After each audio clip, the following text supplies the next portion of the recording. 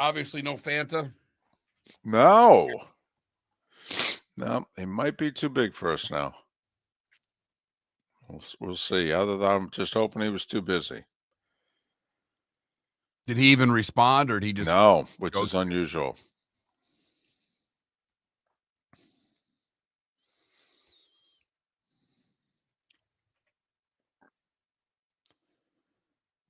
Morning, Paul.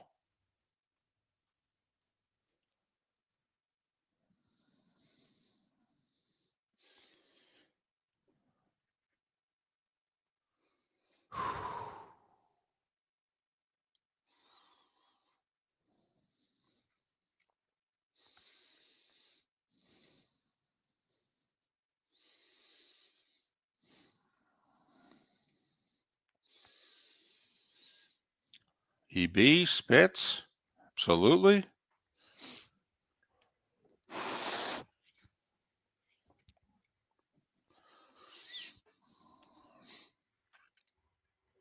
It's in the low 50s here in Jacksonville, and apparently it's going to stay there. It was cool. It was 64. It was like you could notice it was cooler this morning, but we had 2 decent days of weather back in the 70s, and then look at you, Paul. You want to do the Open?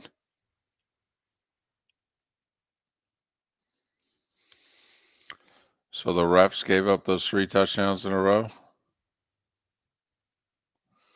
Well, I love the free kick rule. I absolutely love it. And yes, I am aware of it, but I mean, I have to be. So it's a dumb rule. I love it. Absolutely love it. Yep. Off a fair catch only. And you can't rush. You can't do anything. You can't. It's a free kick. Right. I don't think so, EB. I mean, Denver came out, got the next score.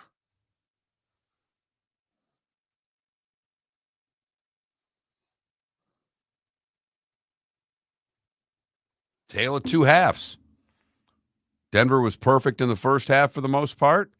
Couldn't do a damn thing in the second. Doesn't mean that he barely touched him. It's a fair catch. You can't interfere with the guy getting a fair catch. Right. Barely is still touching him. Right.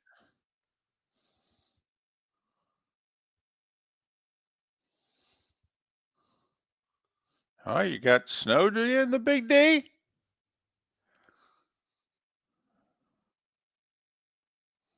Oh, you got that awful gray, sloppy, wet. Ugh. Well, now that you put it that way.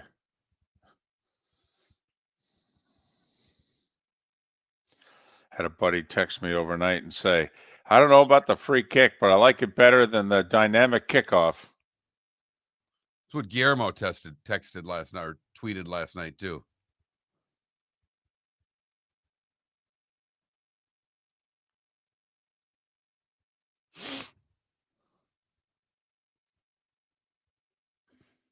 Well, Harbaugh knew. Yep. Because he was the one after the games. I've been trying to call this all year. I mean,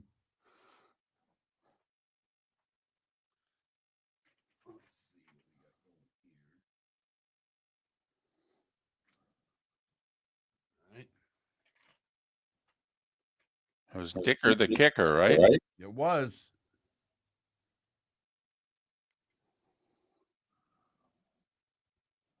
I've seen it attempted before. I had never seen it made. I attended a game with a free kick. I was 13. Mark Mosley attempted it.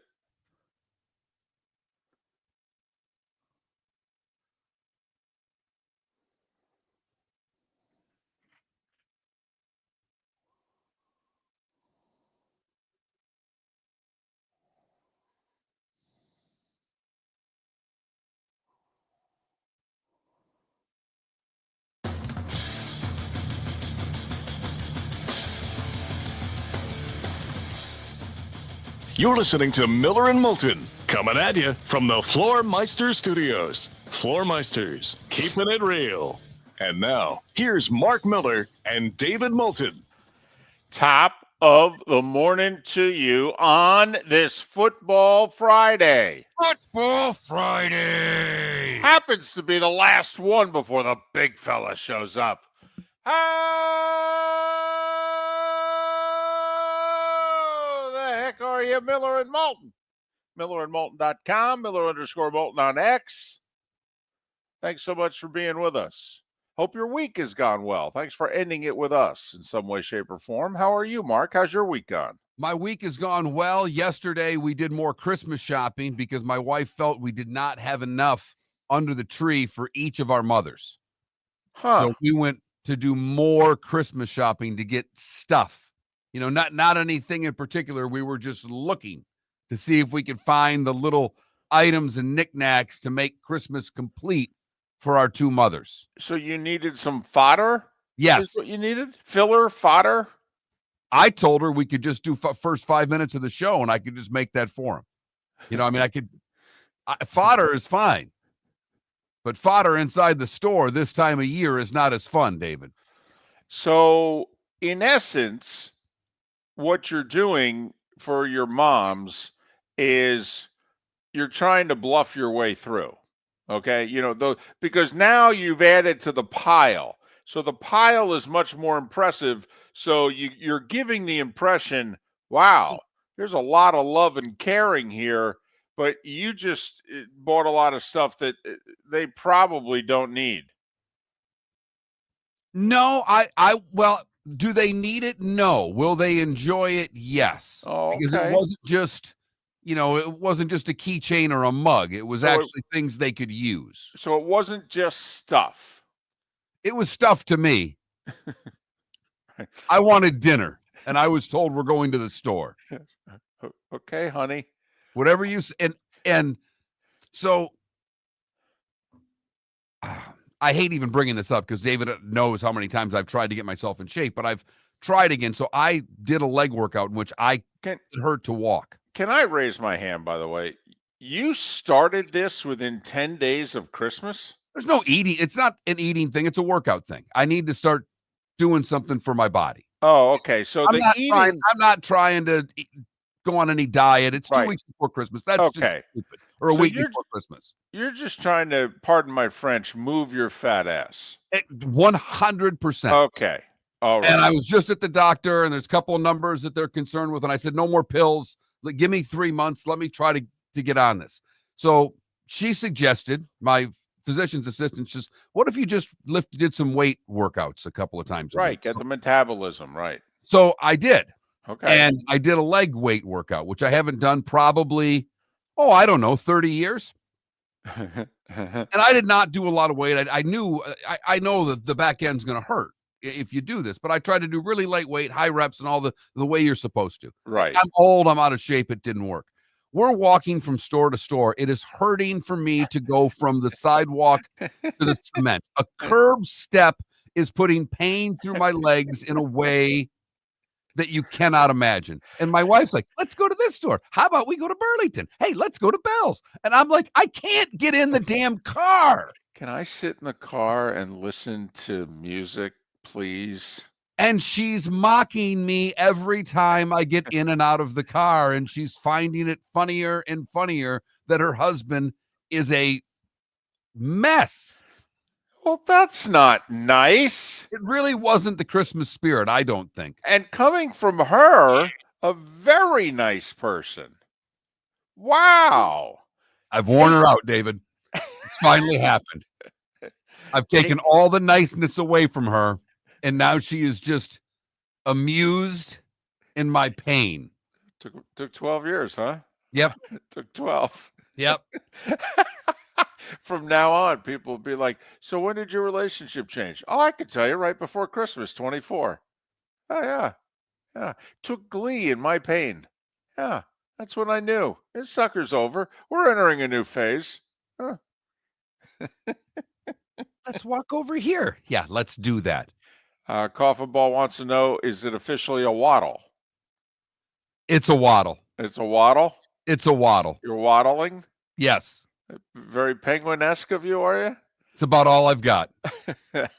All right. Fair enough.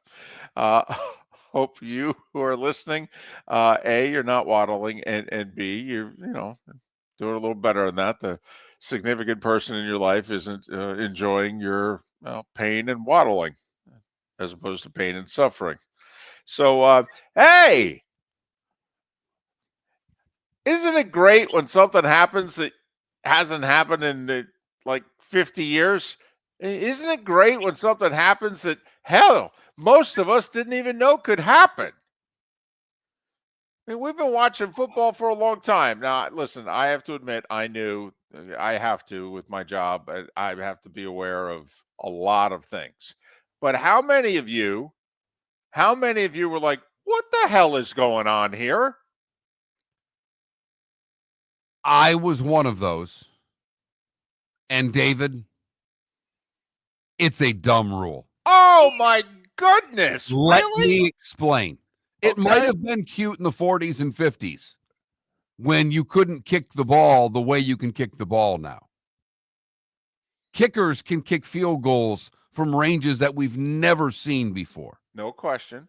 And I think this is a rule that needs to be put away. Why? You don't think that added fun and excitement to the end of the half there? Fun and excitement. Well, okay. A guy lining up. Wait, no, stop it. A guy lining up and nobody moving and then kicking the ball. Oh, boy.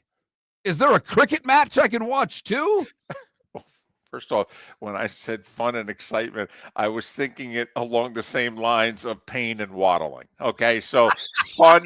So it was kind of in the same, ballpark there. So it may not be your definition of fun and excitement, but how I meant it was along the same lines of pain and waddling. Okay. So I don't know if that definition changes it at all, but I like it. I do. I love it. In fact, we almost had a situation like that last year on Monday Night Football, in which I asked then our rules official John Perry. I go, "Can they do the free kick here?" He's like, "No." I'm like, "What?" But yeah, fair catch. All right, and listen, I don't think Harbaugh attempts it. Maybe he does. It would have been 72 yards if it wasn't for the 15-yard interference penalty. But once that moved it up to beyond midfield there, it's like, well, let's line up and do this.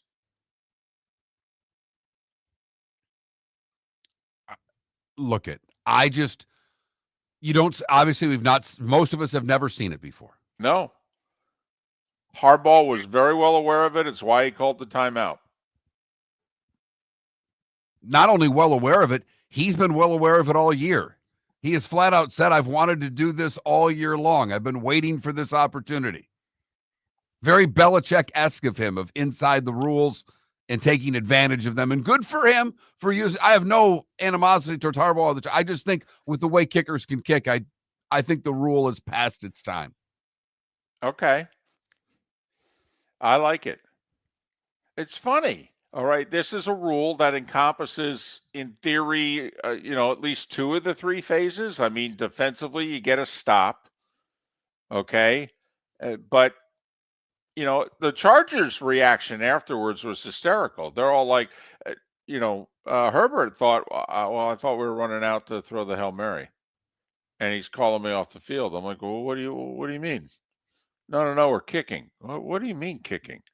I mean, one of the running backs said, I had no idea about the rule. He goes, I didn't know what we were doing. I don't know. I liked it. I actually saw one. 1979, the Giants were hosting the Redskins. All right. And Washington was trailing by 2 scores. And the Giants, and so they took a desperation, we need a quick score off a stop, and we're going to try to kick a long field goal and then line up for an onside kick because they were down like 8 or 9. And they sent Mark Mosley out, did the then Redskins, to attempt a free kick. He was a single bar kicker, right? Face mask single bar? Single bar and straight on kicker. Yeah. Yeah. Yep. And he missed it. I mean, it was a really long kick. I think it would have been like 65 yards or something like that. I mean, I was like, what? A free kick? And you're right. And what, the defense has to stand like 10 yards back and can't move. And, it might as well just be sitting on the sideline sipping Starbucks or Dunkin'. I don't want to discriminate in our Don't do that. In our chain coffee. So, especially, see, I'm not a coffee drinker, so, I don't know. But I liked it. And for people talking about it changed the game, no, it didn't. Denver came out, and the Chargers weren't doing anything for most of the third quarter. Denver kicked a field goal to go back up by 11 again, and then the Broncos fell apart. But it wasn't because of the free kick for the half. Man, as good as they were in the first half, they were lousy in the second half. Yeah, they were. They were close to clinching a playoff spot, too.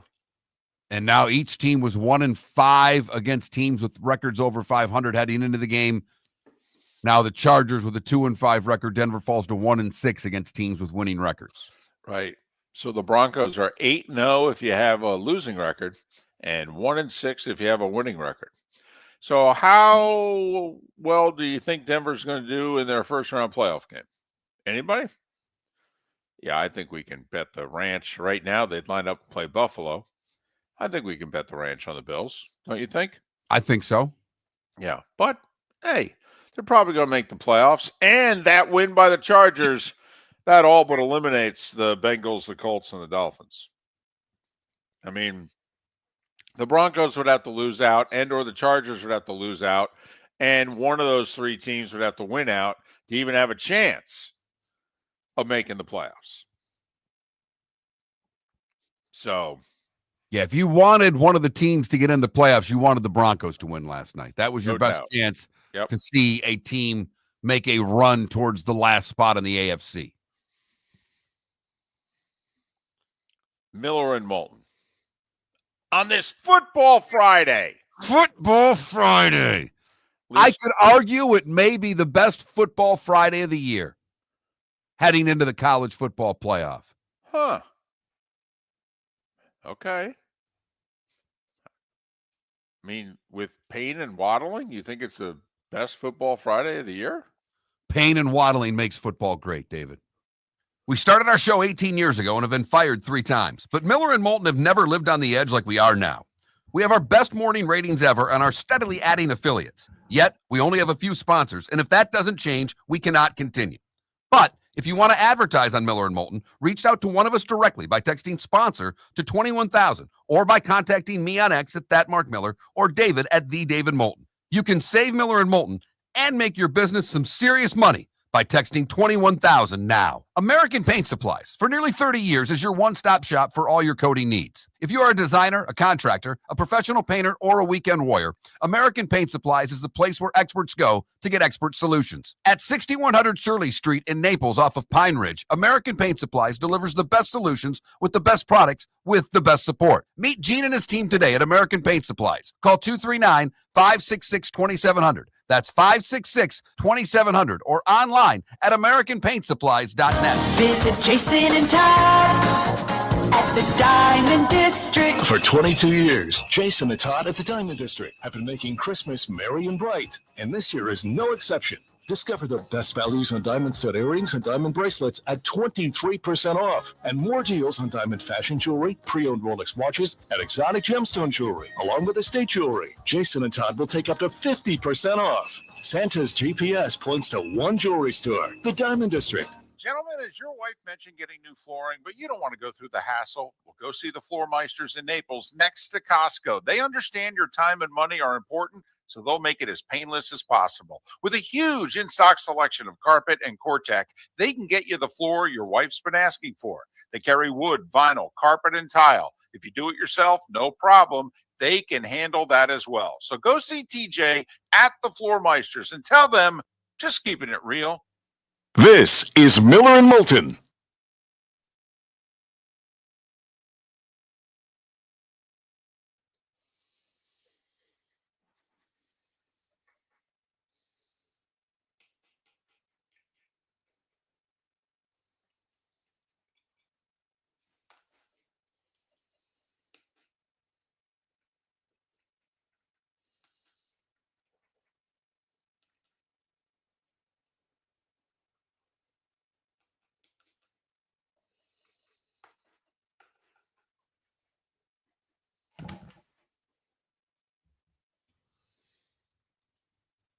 David, that's a great Matthew. I don't know the answer to that. They didn't say it. I would imagine they lose possession because they kicked, but he doesn't have his headsets on and he knows the rule. And Paul, you were so observant with your comment because that was the hardest thing. I'm a little better today. The sleep got me. David, do they lose possession if they miss the kick? Yes. Mm-hmm. Which underdog has the best shot at winning this weekend? Mm-hmm.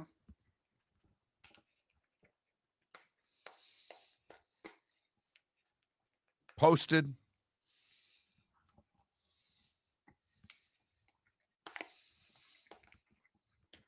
Yeah, Paul, I mean, sitting anywhere was a matter of putting my hands down and then basically falling backward from the lowest point I could get for 2 days. And you are right. Taking care of business was excruciating just to sit there.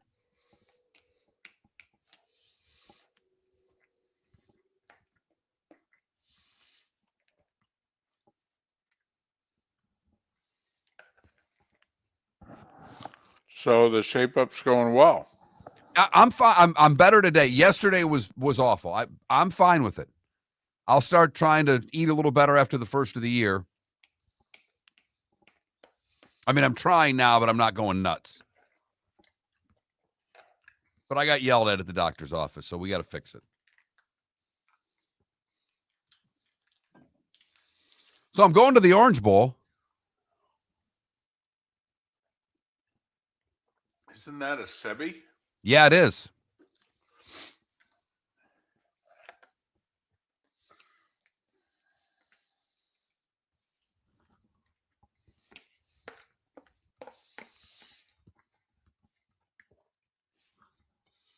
Right after the show, Arch, go in and do it.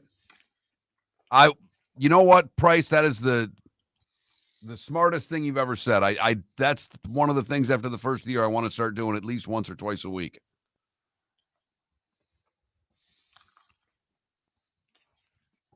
Well, she didn't really yell. She just chastised me. It felt like yelling.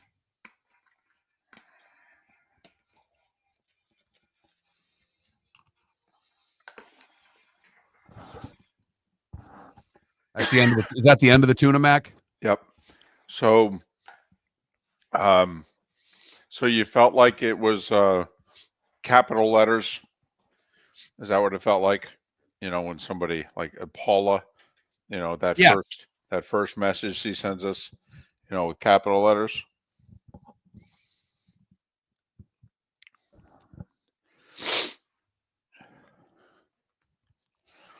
I will say everybody that I know who does yoga raves by it. Raves, says it's the hardest thing they've ever done, but it's awesome. It's not easy. Starting getting into some of those poses, it's a little difficult, but I did it for a while with my wife and one of her friends. We used to go twice a week. I enjoyed it.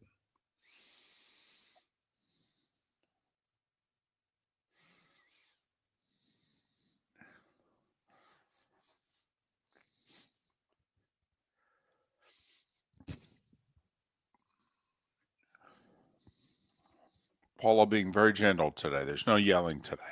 The snow has worn her down. Well, you know what's worn her down is that Lions defense getting hurt. The whole state is just a mess.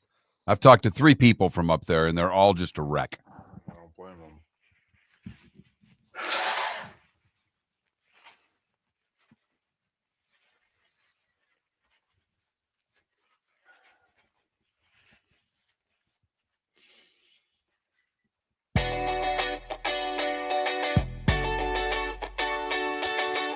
You're listening to Miller and Moulton. And now, here's Mark Miller and David Moulton. Top of the morning to you. How the heck are you? 21 minutes past the hour on this Football Friday.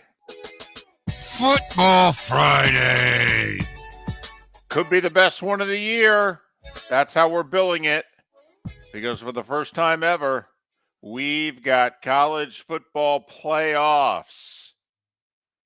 Not just little 4-team, 3 games over 2 days cuteness. We've got playoffs. It's going to take 4 wins to win a natty for some of them. Guaranteed 3 wins minimum to win a natty for the rest. Yeah, that's what I'm talking about. That's playoffs. Yeah. Now, is it going to be any good? I mean, it's got a lot to live up to. This was a terrific regular season. And a lot of it, and was a terrific regular season in part, David, because of the 12-team playoff. Oh, yeah. Not even in part, because of the 12-team playoff. That made this season far better than it would have been without it. If this was a 4-team playoff, this season would not nearly have had the juice that it had all year long. That would have been interesting at the end, though, as to who the 4 teams would have been. And we could do a sidebar right now. Who would the 4 teams have been? I mean, remember, outside of Oregon, everybody's got losses. I mean, Georgia and Oregon. Okay, so Georgia's in with the 2 losses, but Yeah, SEC they won the champs. SEC. Okay. Now where are you going? I think Penn State's in. You think Penn State's in? And I think Notre Dame's in. Really? Okay. Who would your 4 be? Well, you're going to mock me, but I wonder if Boise State would have been ranked higher if it was a 4-team playoff as opposed to a 12-team playoff, because Boise State would have been like, we're 12-1. Do you know who our one's against? Yeah, the number 1 team in the country. And it was a close one. At their place. I mean, hello? I mean, really? This year of all years, we shouldn't be in this sucker? We shouldn't get another shot at them? I mean, but it's interesting how they did it by ranking. The committee is saying that they would have put Texas in. Because remember, they gave them the top wild card, if you will. I mean, the committee said that the 2 teams they would have put in were Texas and Penn State. And I don't think they would have. I don't think it would have been Oregon, Georgia, Penn State, and Texas. I just don't think they would have had the 4 teams from 2 conferences. But instead, we have 12, and we've got 4 games over the next 36 hours or thereabouts. But we begin tonight. And we begin in South Bend. Can we get a little snow? Can we? All right. I know they're calling for some snow in Green Bay on Monday, so there's a chance for a really scenic Monday night football game, which will be awesome. We love our football in the snow. But can we get a little bit of snow for tonight? And we don't have to get 3 inches during the game where it accumulates and what have you, and it affects footing. I'm just talking about, how when they, on those TV shows, they give you the fake snow, the computer-generated snow. So in theory, the people are walking down the street, Main Street in Bayville, and it's snowing around them, even though there's no snow in any of their hairs. That's what I want. Yeah, it doesn't look like you're going to get it. I know. It's actually snowing right now in South Bend. Oh. But Not by tonight. all indications, it will be done by the early afternoon, and it will be a clear night for the game. About 30 degrees. Could they leave some of the snow then just, I don't know, like don't fully clean the field? Put a snowball in touchdown Jesus' hand? I don't know. Either that or make sure you stockpile that snow on the sidelines. Just give me something. Let the leprechaun do a snow angel somewhere? Right. Have a couple of the Notre Dame players when they come out for warm-ups do snow angels on the sidelines. Just something. But so the money's coming in on Indiana because that one opened at 8.5, and they're going to kick off at 7. And I don't mean o'clock. But I wish they would. I'd like the hour. These games last a long time. Come on now. National sport. 5 o'clock on the West Coast. David, I know. I'm just asking for me personally. I'm being selfish. Right. Well, I know why they do it. It doesn't mean I have to like it. I mean, Mark, once they go to 7, they might as well really cater to you and go 6:30. Boom. Big East basketball on FS1. It's Mark's favorite. Really is. He hated the Big East his whole life. He did his whole life. He's a Big Ten guy. All right. Hated the Big East his whole life. Why? Because the Big East got the 7 Eastern slot on Big Monday, and the Big Ten always got the 9 o'clock slot. Hated the Big East his whole life. Okay, 2020s, Fox gets the rights to Big East basketball, and they decide, we're going to play the first games at 6:30. Mark's like, this is the greatest conference in the world. I'm a Floridian, okay? I can go to dinner, get home for the start of the game. This is fantastic. I can watch a whole game and go to bed at 9 o'clock. Feel like I accomplished something. It's just glorious. I've really become fond of the 7:30 or the 7 o'clock face-off too. Don't kid yourself, because they get those over by 9:30 too. That's right.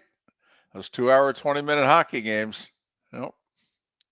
Miller and Moulton. So, are we going with the poll question that we threatened we were going with all week? Well, we already have one up, so I hope this is the one we were threatened to go with all week. Which underdog has the best shot at winning this weekend? So Indiana's the 7-point dog. Tennessee's 7.5. SMU's 8.5, right? Or is it moved higher? No, it's 8.5. And Clemson is up to 12, right? Yes, they are. Open to 10.5, and the money's come in on the Longhorns. Which is interesting because Texas does not have a lot of great wins. Arguably their best wins at A&M. Where they won by 10. I mean, they did dominate the game, but they only won by 10 on the scoreboard. And if Clemson's defense that played against Georgia in the first half can show up, they can give Texas some problems.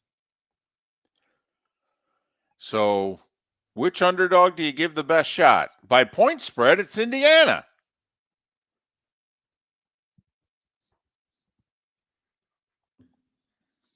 I have a feeling that Clemson's going to play them really tough tonight.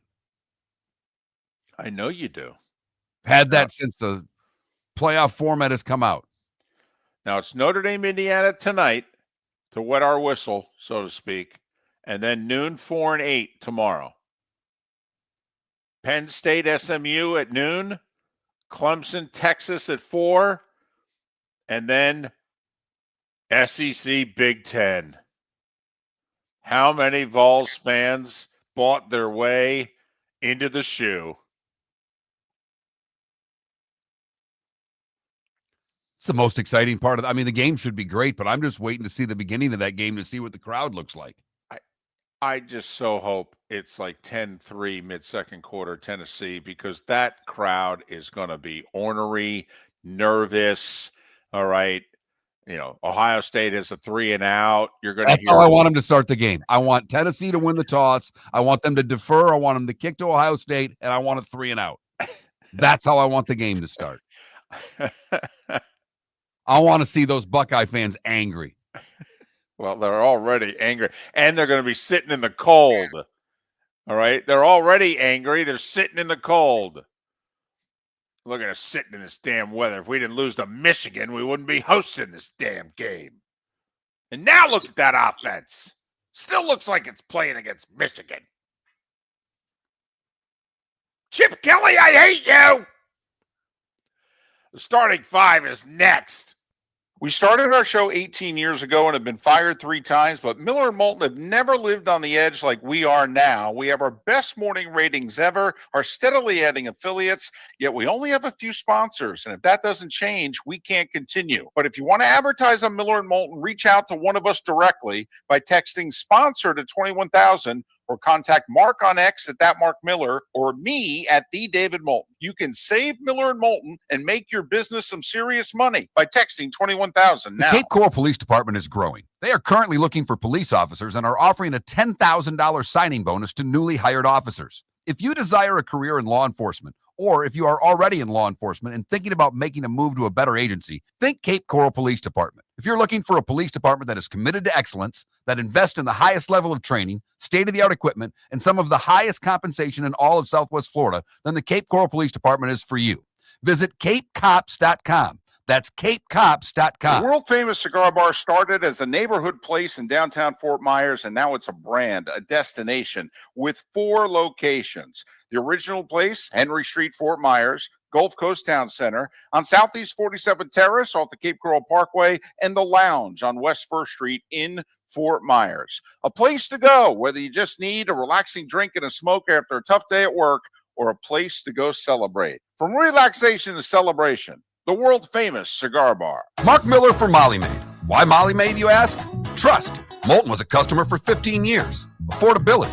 Didn't I just say Moulton was a customer for 15 years? Worry-free services. Our professional house cleaners are fully insured and a 24-hour warranty. Call Molly Maids today at 239-774-5839. That's 239-774-5839 or online at mollymaid.com/FTMYERS. That's mollymaid.com/FTMYERS. This is Miller and Moulton.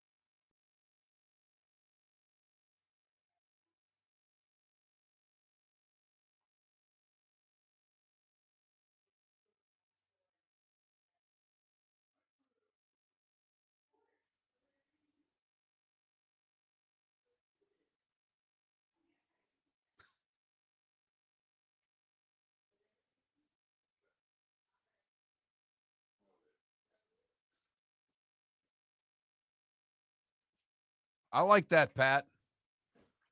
I want some flag planting tonight and tomorrow.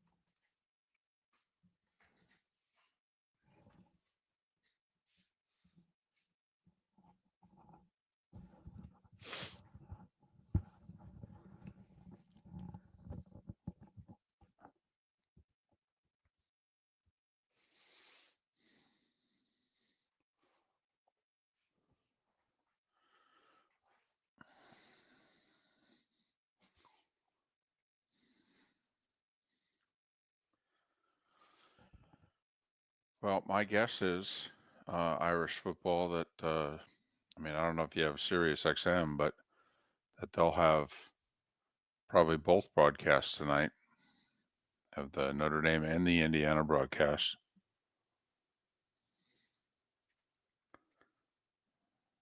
Don't worry, the TV game will be pro Notre Dame. They're not going to be pro Indiana, for crying out loud.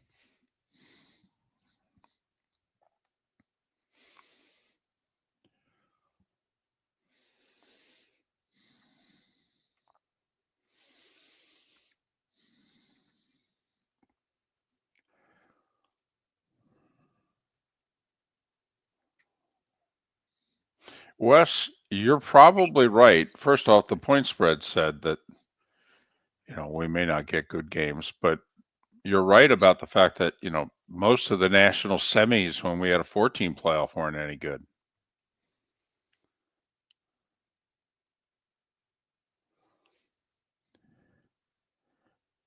Ryro, are you talking about he rips on Notre Dame or the Catholic Church? But you know.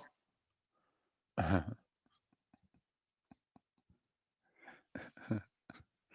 on, that's a little funny. A little bit.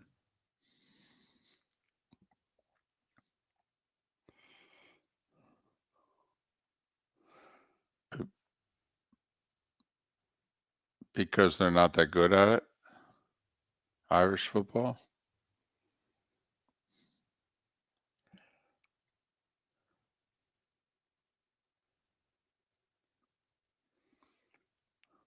And also, but I will say, after what the Bucks did to the Chargers on Sunday, I would have run the ball more.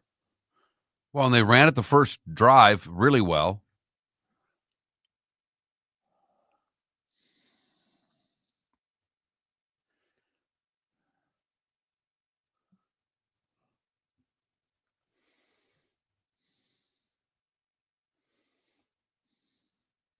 Yeah, I agree, Irish football.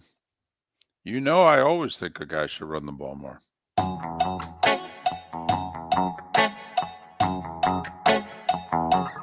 You're listening to Miller and Moulton. And now, here's Mark Miller and David Moulton. Miller and Moulton, millerandmoulton.com, Miller_Moulton on X. Thanks for being with us on this Football Friday. Football Friday, where we've got college football playoff action in earnest for the first time at the highest level. First round game tonight, 3 of them tomorrow, along with 2 NFL games tomorrow involving teams no one's interested in, like Kansas City, Pittsburgh, and Baltimore. So there's just no football to watch over the next 72 hours. Nothing to see here. Just go about your day and your life. No reason to include football in it whatsoever. Well, maybe a little bit. Just like last night. Time now for The Starting Five. 5 big stories you need to know. Here is The Starting Five. an AFC West showdown with playoff implications. Broncos with a win would have made the playoffs. They had a 21-10 lead, final seconds of the first half. Then they had a punt, fair catch, interference penalty on the catch, moved the ball beyond midfield. Harbaugh and the Chargers said, we can do the free kick from here. As a matter of fact, you can. Made the 57-yard free kick. Free kick hadn't been made in the NFL in 48 years. Longest free kick in NFL history. Chargers with 3 second-half touchdowns. They come from 11 down to beat the Broncos 34-27. Both teams now 9-6. All but eliminating the Dolphins, Colts, and Bengals. They're not eliminated yet, but they have to win out and hope that one of these two teams, the Broncos or the Chargers, loses their final 2 games of the year, and maybe they'll win a tiebreaker. far more likely for the Broncos to lose out based on their schedule than it is the Chargers. But I don't see either of them doing it. Well, I know the Broncos finish with the Chiefs at home. Who do they play next week again? They play a good team next week, don't they? The Broncos play at the Bengals next week. Oh. Not a good team, but still whereas the Chargers have the Patriots and the Raiders, right? Right. 2 teams combined to have 5 wins. Right. Now, they're both on the road, but still, like, they can't get one of those 2 and clinch a playoff spot. So, big win for the Chargers. Broncos trying to clinch their first playoff spot in 9 years. We don't like to mix sports and politics, except when what's going on politically impacts the sports world. And remember a couple days ago that this budget showdown we got going on in our nation's capital, they included a provision in the bipartisan bill that would have transferred the land of RFK Stadium from federal land to state land, if you will, District of Columbia land, which then we all thought was going to lead to the Commanders building a new stadium on that land. Well, in the government spending bill, yeah, that bipartisan bill got thrown out the window before they voted on a bill that ultimately got shot down anyway.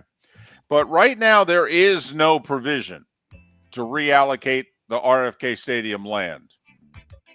So the Commanders and the NFL, if you will, suffered a blow during these budget negotiations. So the Saints are going to start Spencer Rattler at quarterback Monday night against Green Bay. Mahomes is going to start tomorrow against Houston. TJ Watt's going to play Saturday against the Ravens for the Steelers, but George Pickens will not. He's out again. Ravens trying to tie the Steelers for first in the division with 2 to play if they can win in Baltimore. Pittsburgh would own the tiebreaker, but still, the Steelers can win the North tomorrow. College football, my theory held up for a night. Take the points in the bowl game. Sam Houston was getting 3.5. They beat Georgia Southern outright, 31-26 in the R&L Carriers New Orleans Bowl. Thank you very much. Georgia's going to be without Carson Beck for the college football playoffs. In fact, he may not play football for a while. The reports are he's going to need elbow surgery thanks to that hit. And so could really affect his draft status. Texas wide receiver Isaiah Bond not expected to play tomorrow for Texas against Clemson. He's got a high ankle sprain. And Duke quarterback Malik Murphy ended up committing to Oregon State. It's an interesting choice for Murphy. NBA. Orlando lost their 3rd in a row, 2nd in a row at home. After they started the year 10-0 at home. OKC beat a 105-99 SGA with 35. OKC, by the way, is 21-5. Second best record in the NBA. Right, they've been doing a lot of this without Holmgren. Celtics lost at home to the Bulls last night. And they didn't like it very well. So they're down 3 mid-4th quarter. They were down 9. They're on a little bit of a run. And Mazzulla gets a technical. And he's not even really arguing, but they gave him a technical because they said he walked out of the coach's box. That's a lame technical. So Jaylen Brown goes over to the official and goes, "Why'd you give him a technical?" And according to Jaylen Brown, the official said, "If you say anything more, I'm going to give you a technical." And Jaylen goes, "You can't act like that. That's BS." So he gives him a technical. So double technicals. It stops the run. Celtics lose. Mazzulla has to be restrained at the end of the game. When asked afterwards, "So what were you saying to the officials to get a technical?" He said, "Well, I hadn't seen them in a while. I was wishing them a Merry Christmas and a Happy New Year." See, that's he's become a veteran coach quickly. That's how you avoid the fines. He might get a game, however, for the running on the court and going. I mean, that walks right up to the line of getting suspended for a game in today's basketball. Karl Anthony Towns and the Knicks showed up in Minneapolis last night. First time at Cat, Karl Anthony Towns, Cat. All right, first time Cat was playing against the T-Wolves, place he had spent 9 years. Yeah, he had 32 points and 20 rebounds. And they were serenading him with applause and cheers, which had to make John Randall and the Timberwolves feel good. Julius Randle, I should say. Knicks beat the T-Wolves in Minnesota by 26. Lakers had 6 in double figures. They beat Sacramento 113-100, another record for LeBron. He's now played the most minutes of any player in NBA history, passing Kareem Abdul-Jabbar. I don't know, it's kind of impressive. And Absolutely. What record doesn't he hold for longevity? I mean, he's going to be 40. yeah, in 10 days. Memphis beat Golden State 144-93. That's a 51-point win. Right. They led by 31 at the half. By the way, Steph Curry did not hit a shot last night. Did not score from the field. Wow. And that Wembanyama guy, it's pretty good. Second-year player. Yeah, he had 42 last night. Had some highlight reel stuff. Beat Atlanta in overtime, did the Spurs, 133-126. How about this list? I know none of you are into Halls of Fame like I am, but this is the Basketball Hall of Fame. And these are the finalists. Carmelo Anthony, Dwight Howard, Maya Moore, Sue Bird, Shamika Holtzclaw, okay? Mark Gasol, Amari Stoudemire, Doc Rivers, Billy Donovan, and Mark Few. A lot of Hall of Famers there. I don't know how many you can put in at one time. Is there a wing for coaches that have lost series when leading? Is that what Doc Rivers is going in? Well, Doc Rivers is in the wing, most times up 3-1 and 3-2 and have lost. Yes. Right. Mm-hmm. But, Billy Donovan was on his way to the Basketball Hall of Fame when he was coaching the Gators. Now, how many of you think of him as a Hall of Famer since he's gone to the NBA? And Mark Few made the NCAA tournament every year he's been a coach. That's 25, by the way. NHL, it's always nice to have a Vasilevsky, if you can get your hands on one. 31 saves last night. Lightning beat the Blues 3-1. Kucherov with 2 more helpers. Crosby turned back the clock, a goal and 3 helpers. Brian Russ with 2 goals, 2 assists, including the game winner in overtime. Penguins over the Preds 5-4. Yeah, you need 4 points out of Crosby for the Penguins to win these days. There's not a whole hell of a lot else on that hockey team.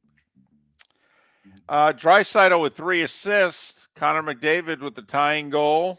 Edmonton 3-2 in overtime over Boston. LA Kings with 4 in the third. They beat the Flyers 7-3. Columbus got 40 saves from their goalie, beat the Devils 4-2. And Ted Leonsis, the guy who owns the Wizards and the Caps, he broke ground on an $800 million arena project. They're keeping the same arena. He's just making it really nice. It's apparently going to take 3 years to do. Everybody's going to keep playing their games there. It's just going to be dusty. Baseball, Sammy Sosa released a statement admitting mistakes. Didn't come out and say I took steroids, but he basically came out and said he took steroids. And now that he admitted that, the Cubs now want to bring him back into the family and invite him to Winterfest and all that. Seriously? You knew he did steroids. We all knew he did steroids. What? Okay, now it's okay to invite him back? Really? So the whole time he was doing steroids on the team, you didn't have a problem with it. But after his career was over, you had a problem with it? That's baseball. Come on, Cubs. College volleyball last night. The top seeds all advanced to the Final Four. You had 4 1 seeds playing. Louisville and Penn State won their semifinals. Louisville 3-1 over number 1 Pitt. Penn State 3-2 over Nebraska. So it'll be number 2 Penn State against number 4 Louisville on Sunday for the college volleyball natty. College volleyball, huh? Yeah. Yeah. It's become pretty popular. Tens of thousands of people are watching it. Don't laugh. Don't laugh. And this hurts me to say. On network television, we'll put the NCAA volleyball final up against an NHL game. What will win? The volleyball. And you know it. I don't know if volleyball would beat hockey. Volleyball is going to do 750,000 people. I don't know. I think it's going to be on network television Sunday. This is the second time I've heard volleyball scores this morning. What the hell is going on? It's the first score I heard when I got in the car this morning. Like, what are they talking about? And now you're repeating it.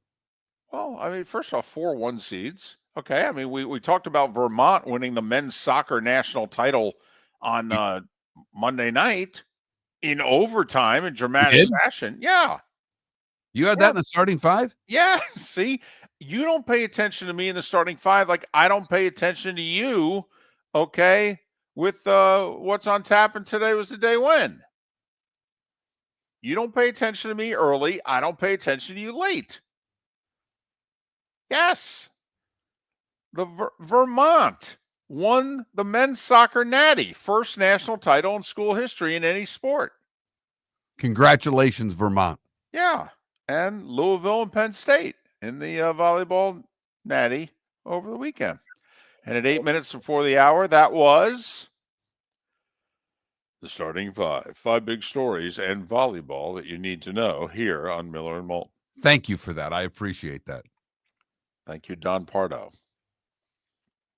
Lee Sterling, in less than 10 minutes, he'll give us some picks on some bowl games and a couple NFL games this Sunday. We got bowl games today. Yeah, the Gators. The Gators are your appetizer before Notre Dame and Indiana. And are you taking Tulane in the 10? Yes, I am. I do like Jacksonville State plus 5.5 in the first game today. Yeah, I'm taking the points. In all the bowl games, I'm taking the points, and I'll just see at the end of the year whether or not I win or lose. 2-2 thus far. Yep. Miller and Moulton. Lee Sterling is next. Pat Kirwan in roughly an hour. Where else on a football Friday but Miller and Moulton? Whether you're chasing peak performance, reigniting intimacy, or simply want to feel your best, Game Day Men's Health creates customized game plans to optimize your health. Call 239-427-3441 for our Bonita Springs and Naples location to set up your free testosterone test and consultation. Mention Miller Moulton Radio Show for 10% off your service. Find your maximum self with Game Day Men's Health, Bonita Springs and Naples, Florida. Call 239-427-3441 today. American Paint Supplies, for nearly 30 years, is your one-stop shop for all your coating needs. If you are a designer, a contractor, a professional painter, or a weekend warrior, American Paint Supplies is the place where experts go to get expert solutions. At 6100 Shirley Street in Naples off of Pine Ridge, American Paint Supplies delivers the best solutions with the best products with the best support. Meet Gene and his team today at American Paint Supplies. Call 239-566-2700. That's 566-2700 or online at AmericanPaintSupplies.net. Gentlemen, as your wife mentioned getting new flooring, but you don't want to go through the hassle, well, go see the Floormeisters in Naples next to Costco. They understand your time and money are important, so they'll make it as painless as possible. With a huge in-stock selection of carpet and Cortec, they can get you the floor your wife's been asking for. They carry wood, vinyl, carpet, and tile. If you do it yourself, no problem. They can handle that as well. So go see TJ at the Floormeisters and tell them, just keeping it real. The world-famous cigar bar started as a neighborhood place in downtown Fort Myers, and now it's a brand, a destination, with 4 locations. The original place, Henry Street, Fort Myers, Gulf Coast Town Center, on Southeast 47th Terrace off the Cape Coral Parkway, and the Lounge on West 1st Street in Fort Myers. A place to go, whether you just need a relaxing drink and a smoke after a tough day at work, or a place to go celebrate. From relaxation to celebration, the world-famous cigar bar. Wine glasses never fall over until you get a brand new rug. Oh no! Ketchup bottles act normal till you're wearing a new shirt. Oh, you kidding me? And rocks slide peacefully on the road till the day you get a brand new windshield. Then they fly up off the road and attack without mercy. That's why new windshields from Glass Doctor come with our windshield protection plan. Unlimited repairs and 1 replacement for 12 months. Don't just fix it, protect it. Glass Doctor, a neighborly company. Do you have a sleep problem but don't want to wear a CPAP mask? This is Mark Miller for Sleep Treatment Direct. The mask wasn't working for me, and I didn't think I had an alternative. I do. We all do. They have such simple alternatives with greater success than the mask. Visit sleeptreatmentdirect.com. That's sleeptreatmentdirect.com. And if you are like me and your CPAP machine isn't working for you, it's time for a change. Call 239-444-1741. That's 239-444-1741. Sleep Treatment Direct. Sleep safe and sound. This is Miller and Moulton.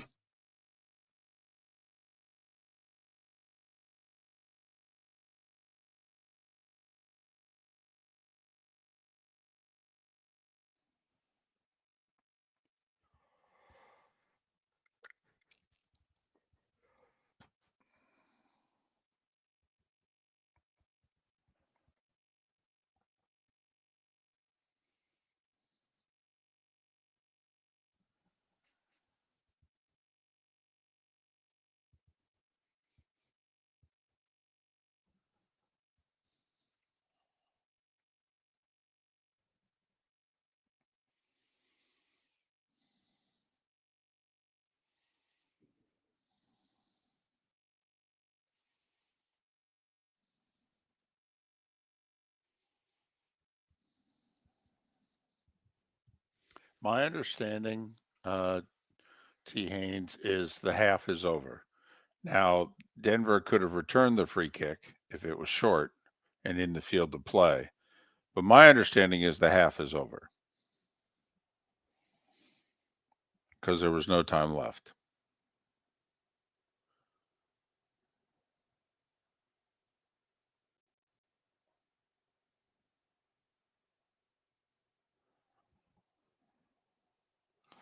Yeah, but the district could also pay us. The district can make a deal where they don't have to pay taxes.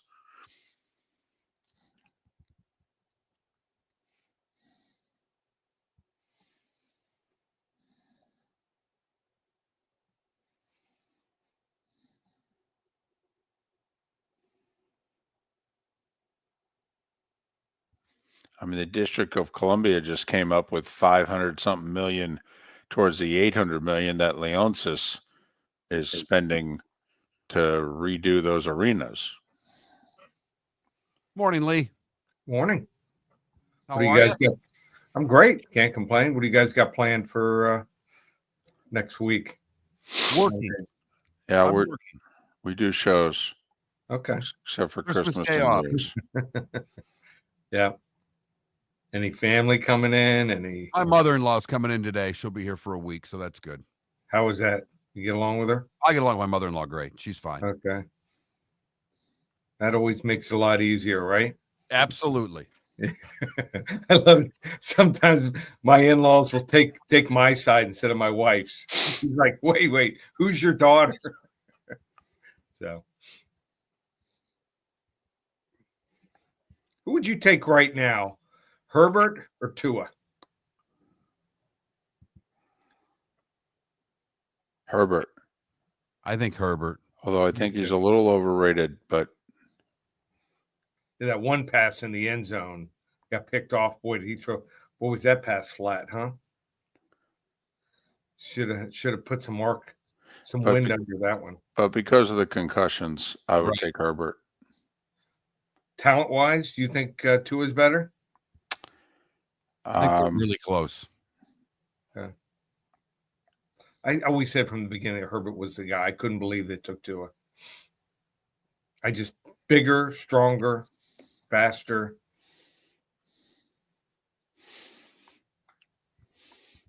Yeah, but his teams don't win games, I will say. Doing better now with a coach. Yeah. Well, they were horribly coached the last few years. Oh, my God. Last couple regimes. I'll never forget it. And I had them, too. They had like a first down at the 1 yard line, and they went 4 times straight into the line. Remember that? One of those road games. I forget where they were playing. Well, we all remember the playoff game at Jacksonville. Oh, that was just awesome. You're listening to Miller and Moulton, coming at you from the Floormeister Studios. Floormeisters, keeping it real. And now, here's Mark Miller and David Moulton. Joined once again at this time on a Football Friday. Football Friday. By Lee Sterling, Paramount Sports, ParamountSports.com, 800-400-9741. Lee, how are you? Getting ready for the holidays, Christmas, Hanukkah, New Year, the whole deal. How are you? I'm good. I love this time of year. My birthday, actually, the 29th. So my wife's like, are we going out for your birthday? I'm like, Dolphins are playing. Can we go out the next night? Wow. You're a glutton for punishment if you're choosing this year's Dolphins team. Football. It's football. On Sundays, I just like to settle in.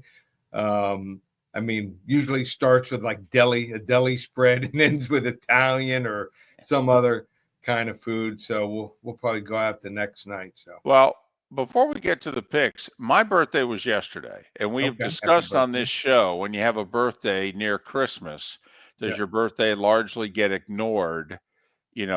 I'm curious, since you have a birthday in between Christmas and New Year's. I mean, did you, like, I used to get sweaters. That's all I got. People were like, well, don't spend too much money. We have to acknowledge the birthday, but not too much. So I'm just curious, your birthday, did it fall between the cracks? Yeah, and I used to get tube socks, a lot of tube socks. So, my parents are actually really good to me, but there was some combination gifts. They would tell you, "Oh, here's the pool table for you and your brother," and this is, we're Jewish, so it was a Hanukkah, right? We'd always get something at Christmas too. They want to take care of us, so and then there was the combination, sometimes all three. So.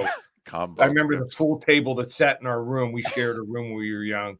That was a combo gift, but they were overall pretty good. But yeah, you do get overlooked. Yours is before, right? So I think it's a little harder to get slighted if your birthday's before rather than in between Christmas and New Year. So would you agree with that? I don't know. I mean, I'm telling you, people. All I got was sweaters. People were like, "Listen, we're spending money on you in 6 days." Okay, Where'd you grow up? Jersey. Yeah. Well, okay. Now I understand why. if you were now, probably the new end gift is probably a drone. Here's your drone. Yeah. Or your drone shooting down right. drone kit. Right. Can you imagine? We are going to get. I mean, we don't talk politics, but we are going to get a story one day of kids shooting down drones. Am I correct? Oh, one day we may get it before your birthday. Who are you kidding? All right. It's later this afternoon, so we might as well get to it. The Gators are laying 10 against Tulane.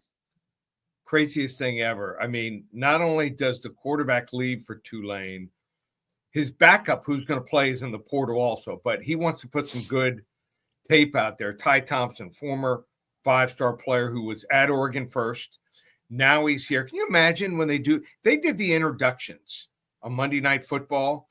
If they have to say all the colleges eventually they went to, it might go into the whole first series. So I think Thompson's good. I think they've played a pretty tough schedule.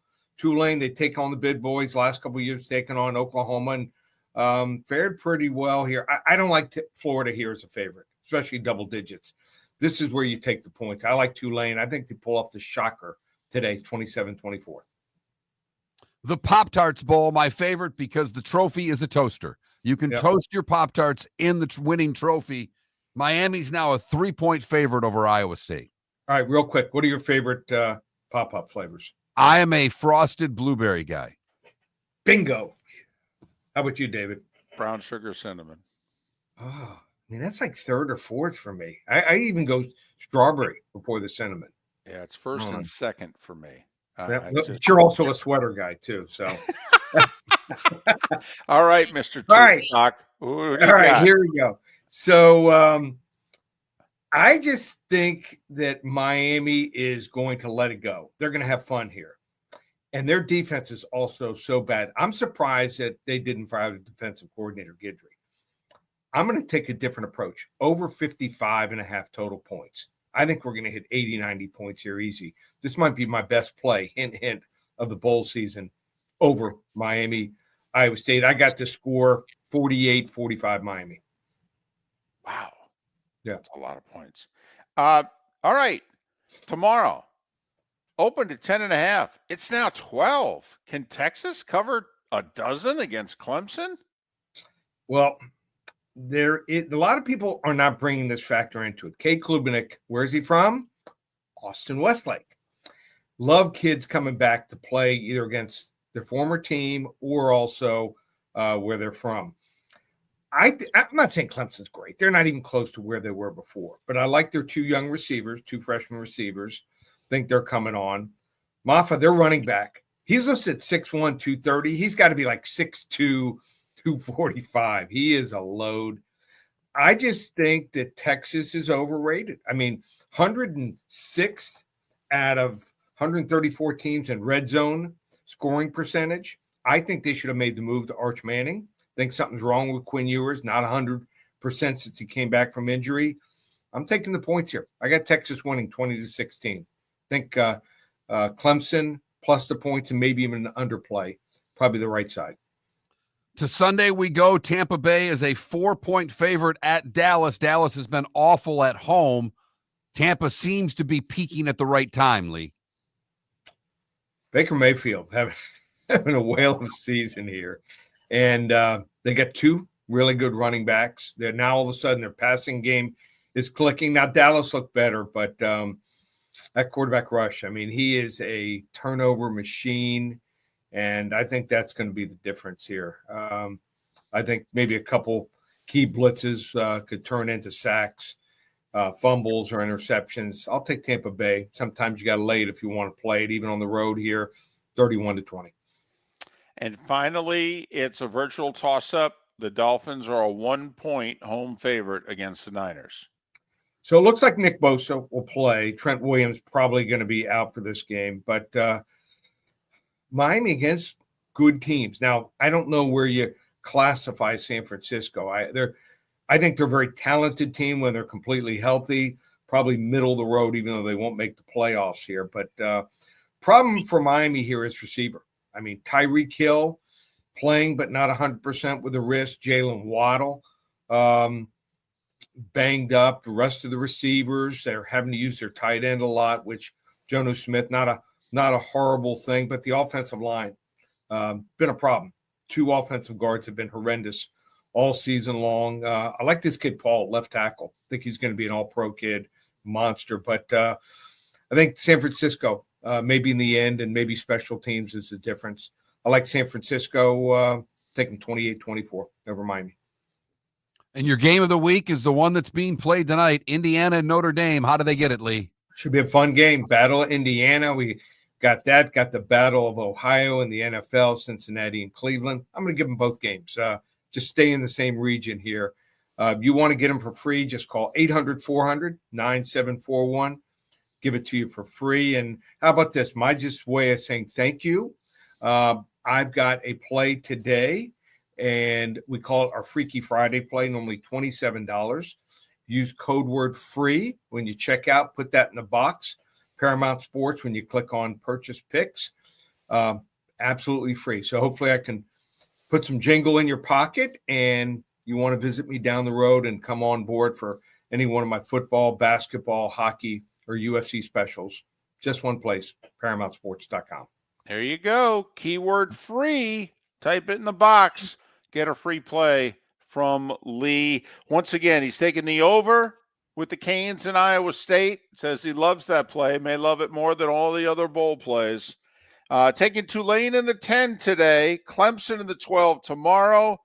And going to take the Niners to beat the Dolphins, getting a point. And going to take Tampa and lay the 4 in Dallas. Call him 800-400-9741 for his game of the week. Notre Dame and Indiana tonight, and he'll throw in the Browns and the Bengals just for the heck of it. He's feeling it. He got his package of a dozen tube socks, so he's just giving stuff away. Lee, happy holidays. You too, guys. Happy, healthy one to you, your families, all the listeners out there, and be safe. And we'll come back the Friday for the Super Bowl. I'll have my daughter's national anthem prediction. Hopefully she doesn't get you know what over by a singer repeating the last line. Right. Is that like a hockey one, by the way? does that now count as what is she like 8-0-1? Yeah, 9-0 Okay. and 1. Yeah, Right. she's So 9-0 and 1. right. She's now 9-0-1 then on the anthem because she gets a point in some place because they paid out both ends, right? They did. There was a very few that did, but most paid out on both ends. So because the anthem singer double clutched. yeah, you couldn't make up Right. what happened. So almost like last night, the free kick. But I knew the rule. I knew the rule. I told my wife when the penalty, I said they might get a chance at a free kick. So I had to explain it to her what happened. They said the last one was what, 1970? The last successful one was 76. And who was that? I don't know. I just saw the stat. It was And you know who the last kicker. The last one was done by the Chargers, and I don't know the name of it. And you know who the last? There was a drop kick. You know who the last drop kick? Flutie. Flutie. Yep, there you go. Yeah. See. Yeah. I showed my wife a video of that she thought I was making it up. Well, hold on a second. Yeah. On a Thursday night before the holidays, you showed your wife a video of Doug Flutie's free kick from 20 years ago. Wow, you are Mr. Romance. I mean, she didn't leave you, huh? You might bottle of wine and a drop kick. Nothing says romance quite like that. We usually go to Isla Mirada this Saturday every year, but because of the college football playoffs starting, and I even told her, she goes, "Okay, we'll go next week." She is very understanding. I don't know what happened. You married the right woman. I did. I'll tell you that. Yeah. A bottle of wine and a drop kick. That's Lee Sterling, Paramount Sports. Remember, type free in the box, and who knows what you'll get.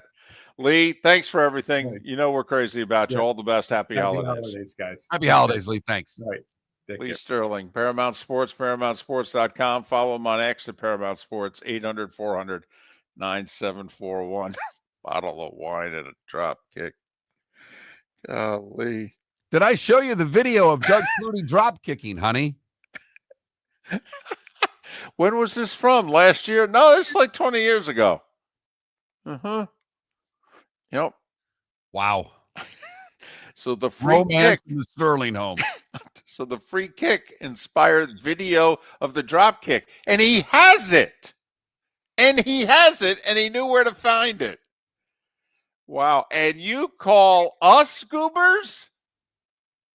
We started our show 18 years ago and have been fired 3 times, but Miller and Moulton have never lived on the edge like we are now. We have our best morning ratings ever, are steadily adding affiliates, yet we only have a few sponsors. And if that doesn't change, we can't continue. But if you want to advertise on Miller and Moulton, reach out to one of us directly by texting sponsor to 21,000 or contact Mark on X at that Mark Miller or me at the David Moulton. You can save Miller and Moulton and make your business some serious money by texting 21,000 now. American Paint Supplies, for nearly 30 years, is your one-stop shop for all your coating needs. If you are a designer, a contractor, a professional painter, or a weekend warrior, American Paint Supplies is the place where experts go to get expert solutions. At 6100 Shirley Street in Naples off of Pine Ridge, American Paint Supplies delivers the best solutions with the best products with the best support. Meet Gene and his team today at American Paint Supplies. Call 239-566-2700. That's 566-2700 or online at AmericanPaintSupplies.net. Gentlemen, as your wife mentioned getting new flooring, but you don't want to go through the hassle, well, go see the Floor Meisters in Naples next to Costco. They understand your time and money are important, so they'll make it as painless as possible. With a huge in-stock selection of carpet and Cortec, they can get you the floor your wife's been asking for. They carry wood, vinyl, carpet, and tile. If you do it yourself, no problem. They can handle that as well. So go see TJ at the Floor Meisters and tell them, just keeping it real. Do you have a sleep problem but don't want to wear a CPAP mask? This is Mark Miller for Sleep Treatment Direct. The mask wasn't working for me, and I didn't think I had an alternative. I do. We all do. They have such simple alternatives with greater success than the mask. Visit sleeptreatmentdirect.com. That's sleeptreatmentdirect.com. And if you are like me and your CPAP machine isn't working for you, it's time for a change. Call 239-444-1741. That's 239-444-1741. Sleep Treatment Direct. Sleep safe and sound. This is Miller and Moulton.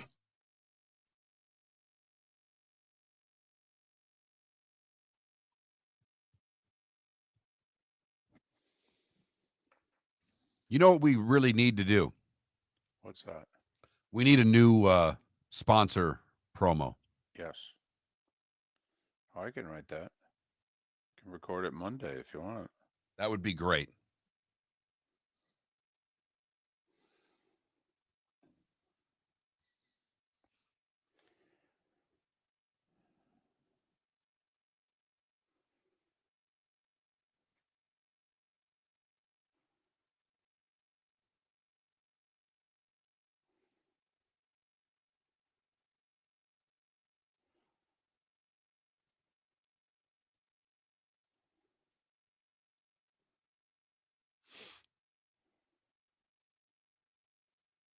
That's not stand your ground, JDR Blue?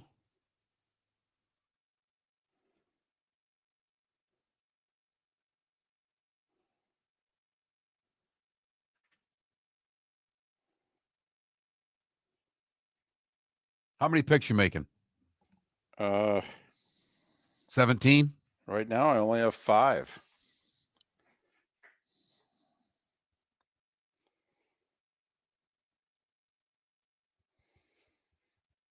Got to admit, I don't like the picks.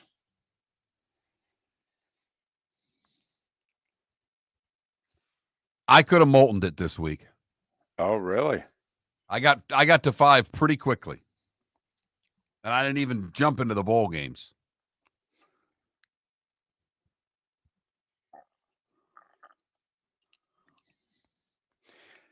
I mean, like we got the Cure Bowl today at noon.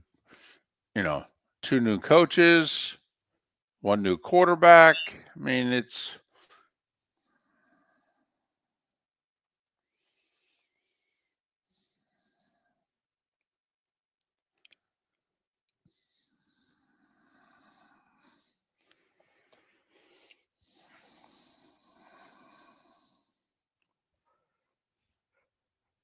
Ambient, I'll have more fun if the Broncos lose out and get in the playoffs just to watch you and Irish football sweat for 2 weeks.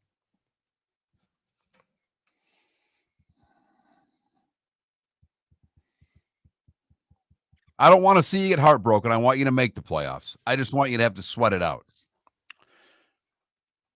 I love Rich Rod back at West Virginia. In this day and age of college football, don't you want people who want to be where they want to be and aren't just using it to get the most money or a career step or what have you? I mean, both Scott Frost and Rich Rod have said basically, I never should have left.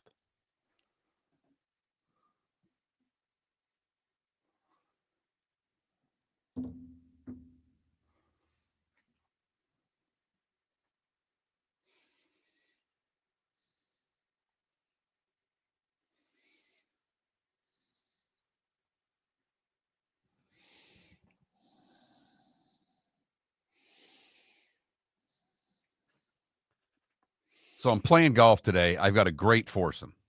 3 really good guys. One of the guys sent out a text yesterday, just basically a fired up for the foursome group text.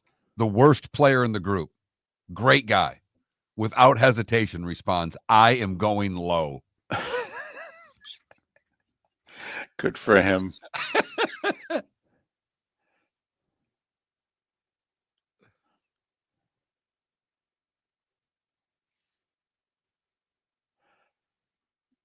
Ambient Lee took the over in Miami, Iowa State. He took the points with Tulane, the points with Clemson. He's got the Bucks covering and the Niners beating the Dolphins. Call him for his game of the week, Notre Dame, Indiana. And he's giving away a free pick. So if you go on his site in the promo box, type in the word free and you'll get a free pick.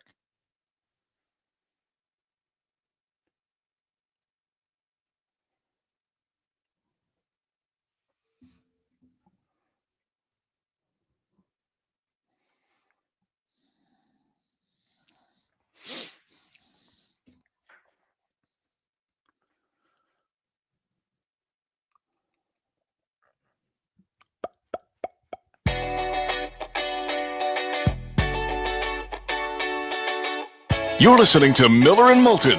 And now, here's Mark Miller and David Moulton.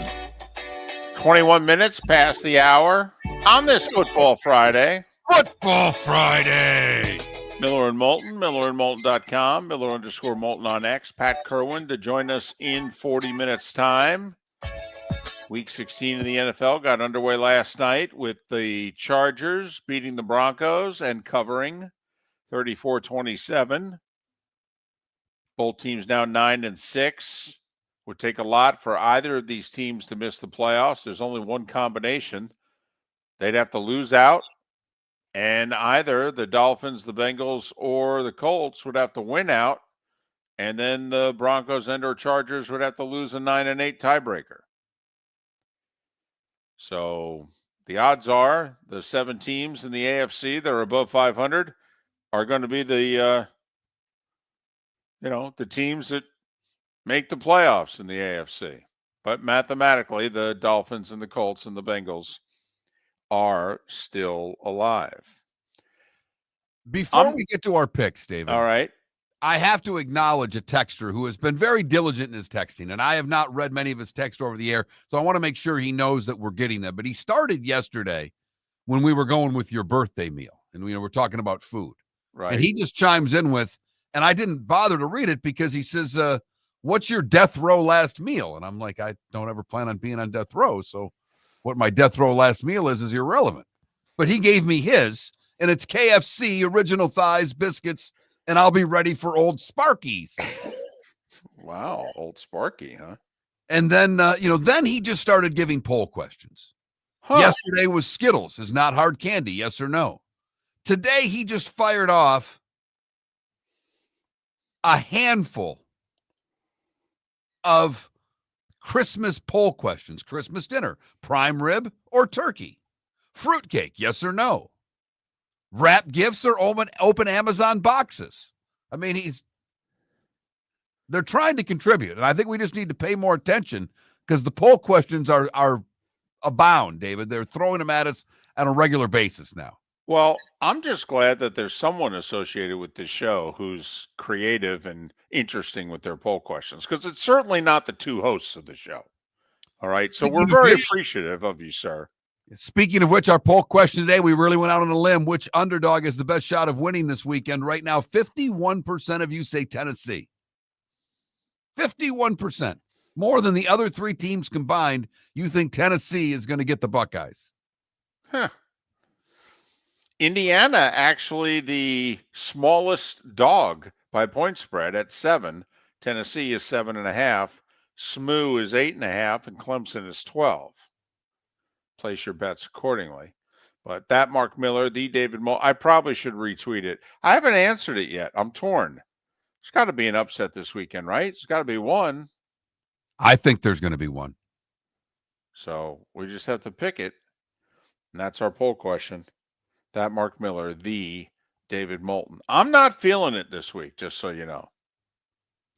Normally, and lately, my goodness, I mean, I made 13 picks in a week a couple of weeks ago. I am not feeling it this week. Well, I'll start us off as I have reached the Mendoza line. This is a very critical week for me, and the picks came easy, so I don't know what that means. But I agree with Lee on 2 of my 5 picks. One of those is Clemson plus 12. David, if I were to call for an upset, this is where I would call for the upset. Wow. I think Clemson is going to give Texas everything they want. If that's the case, by the way, I think we'll see Arch. At some point, he will turn to Arch. In my estimation, if you're right. I like Notre Dame laying the 7 against Indiana. I don't trust Indiana physically. I think the Notre Dame defense will overwhelm them. We've seen the recipe for how to slow Indiana down when they play teams like Michigan and Ohio State who have not only athletic but physical defenses. I think that'll be the case in this game as well. I think Notre Dame pulls away in the second half. Give me Tennessee in 7.5. I'm feeling the vibe from Columbus, and they're all anti-Ryan Day. I want to see what happens if Tennessee can pull up the upset. I don't know if they will, but I love that half, David. What's the recipe to win on Sundays this year, Mr. Moulton? Well, you got to be a road favorite. Road favorite.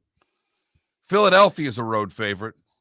They're laying 3.5 against the Commanders. Philadelphia is the best team in the NFC right now. They're trying for the 1 seed. I think they're going to get the 1 seed, and I like them laying the 3.5 against the Commanders on Sunday. And I'm taking Tampa Bay, another road favorite. I've been worried about this game all week. Maybe it was Roy Cummings and listening to his positivity on the show yesterday. But the combination of Evans and Bucky Irving seems to be one that gives Tampa Bay an edge in games. And I think they can clearly outscore a Dallas team with Cooper Rush that's going to struggle to score. They're going to face the blitz of the Tampa Bay defense. They'll turn it over a couple of times. Give me the Buccaneers -4. There's one pick we agree upon. I'm taking the Vols in the 7.5. I do like the half also. I think it's a low-scoring game. I don't think the winning team scores more than 24. So I should take the under in this game. But I'm just going to take the points. Tennessee's defensive line should win up front against Ohio State's offensive line. And that's why I think it'll be a close game. Ohio State's offensive line needs to play the way it played in the second half at Penn State. I'm taking Tulane in the 10 against the Gators. I think the Gators are going to win. I think Tulane's pretty good. Now, I know Tulane, their coach, and I get it. I do. But I like Tulane here. I think the Gators win, but I don't think they win by more than 7. I got 3 small lines on Sunday. I like the Niners over the Dolphins. The Niners are more physical than the Dolphins, period. Dolphins struggle against physical teams because they're not one. So I think the Niners are going to win. Mark, road favorites, and you pick 2 of them. I got one. Give me the Rams -3 at the Jets. I know Aaron Rodgers turned back the clock. It was for 1 quarter, and it was against the Jags. All right? The Rams are tied for first. The Rams are a good team. The Jets are not. Give me the Rams -3 at the Jets. And, Mark, the Raiders are going to blow it. The Raiders are going to win and cost themselves the number 1 pick of the draft. They're going to beat the Jags. And I'm going to lay a 1.5 with the team that right now is on the clock. Give me Vegas -1.5 hosting the Jags. Also, my theory, losing on Monday night. Raiders lost on Monday night. At least there's a theory behind it because this is putting good money on a bad football team. Well, if you bet that game, you're putting good money on a bad football team because, Yes. the Jags are 3-11. So, there's no way to go there. But I think Vegas is going to win. So there. A very unenthused pick 5 by Moulton. Usually there would be 8 or 9 here. He said it before he started. He wasn't feeling it. You could hear it in his voice. 52 and 53 on the season is David Moulton. I am 39 and 39. We are both supposed to make the same number of picks each week. Right. He has 105. Right. You're 78. Right. I've made 27 more picks, but not this week. And by the way, I'm 52 and 52. Okay. And Mark Miller's 0-1, and I'm saddled with it. I didn't make the pick. I didn't take A&M. You make a pick for 7 months. Right. And then chicken out at the end. Yep, I did. And you called me on it. And I had to give it to you. I said, you make a dadgum good point. I guess I do have to pick it. Can't shoot your mouth off for 7 months and then not pick it at the end. So I picked it and lost. So, yes, you're at the Mendoza line. I'm a game below. So. Big week for Miller and Moulton picking games. So Clemson, Notre Dame, Tennessee, Philadelphia, and Tampa Bay for me. Tennessee, Tulane, the 49ers, the Rams, and the Raiders for David. Pat Kirwan in 30 minutes on Miller and Moulton. We started our show 18 years ago and have been fired 3 times, but Miller and Moulton have never lived on the edge like we are now. We have our best morning ratings ever, are steadily adding affiliates, yet we only have a few sponsors. And if that doesn't change, we can't continue. But if you want to advertise on Miller and Moulton, reach out to one of us directly by texting sponsor to 21,000 or contact Mark on X at that Mark Miller or me at the David Moulton. You can save Miller and Moulton and make your business some serious money by texting 21,000 now. The Cape Coral Police Department is growing. They are currently looking for police officers and are offering a $10,000 signing bonus to newly hired officers. If you desire a career in law enforcement, or if you are already in law enforcement and thinking about making a move to a better agency, think Cape Coral Police Department. If you're looking for a police department that is committed to excellence, that invests in the highest level of training, state-of-the-art equipment, and some of the highest compensation in all of Southwest Florida, then the Cape Coral Police Department is for you. Visit capecops.com. That's capecops.com. Mark Miller for Molly Maid. Why Molly Maid, you ask? Trust. Moulton was a customer for 15 years. Affordability. Didn't I just say Moulton was a customer for 15 years? Worry-free services. Our professional house cleaners are fully insured and a 24-hour warranty. Call Molly Maids today at 239-774-5839. That's 239-774-5839 or online at mollymaid.com/FTMYERS. That's mollymaid.com/FTMYERS. Gentlemen, as your wife mentioned getting new flooring, but you don't want to go through the hassle, well, go see the Floor Meisters in Naples next to Costco. They understand your time and money are important, so they'll make it as painless as possible. With a huge in-stock selection of carpet and Cortec, they can get you the floor your wife's been asking for. They carry wood, vinyl, carpet, and tile. If you do it yourself, no problem. They can handle that as well. So go see TJ at the Floor Meisters and tell them, just keeping it real. This is Miller and Moulton.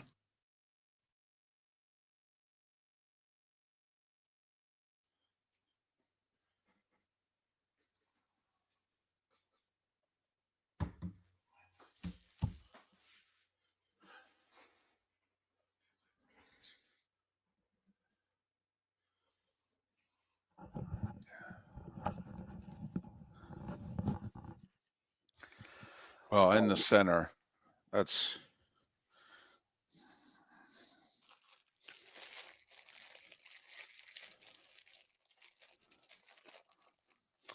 which is not totally true, by the way, Baxberg. There was a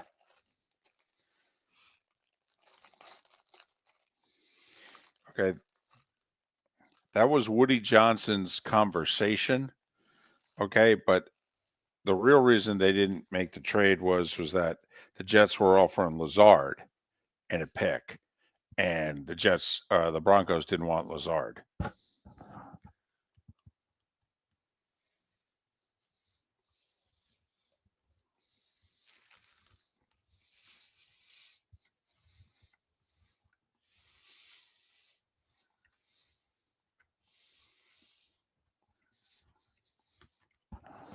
But Joe Douglas is trying to do some rehabilitation of his image. And so he's slowly getting out through his media friends just how bad things are with the Jets and how Woody Johnson's a mess to deal with. And so he made sure to let it known to the media that this is some of the crap I had to deal with. Okay, because apparently Woody Johnson was aware of the Madden ratings from his kids. And so the quote attributed to Joe Douglas is, so I'm answering to teenagers? They might know more than you, Joe.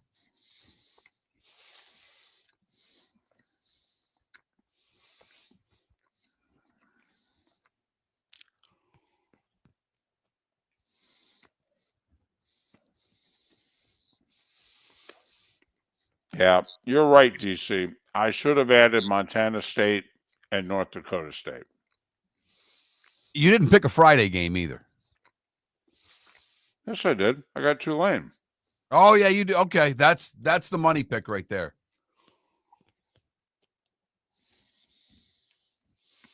That's the money pick. Take Tulane right now. That's going to win. I don't know about the rest of them. I am like 6-1 on Fridays. I wasn't being facetious. No.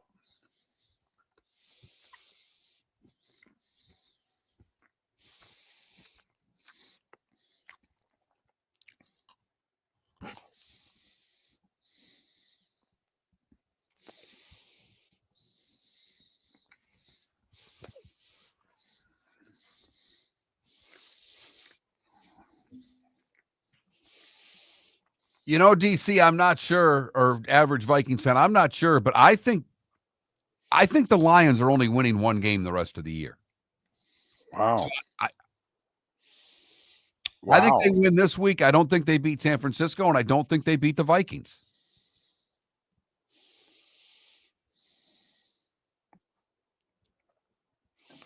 Wow.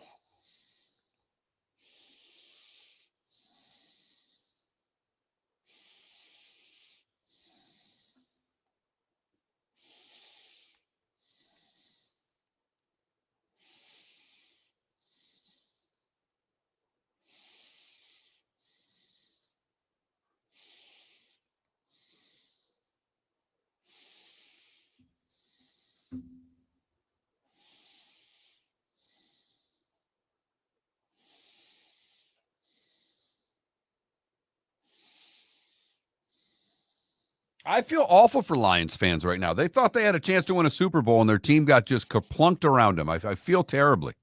I was telling Trent that yesterday. I talked to him for a while.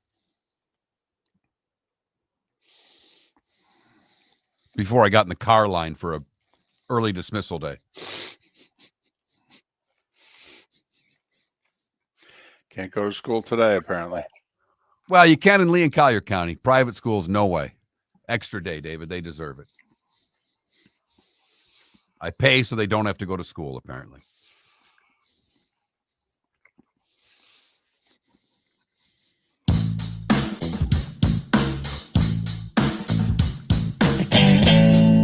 Welcome back to Miller and Moulton. Text the guys what's in your mind at 21,000.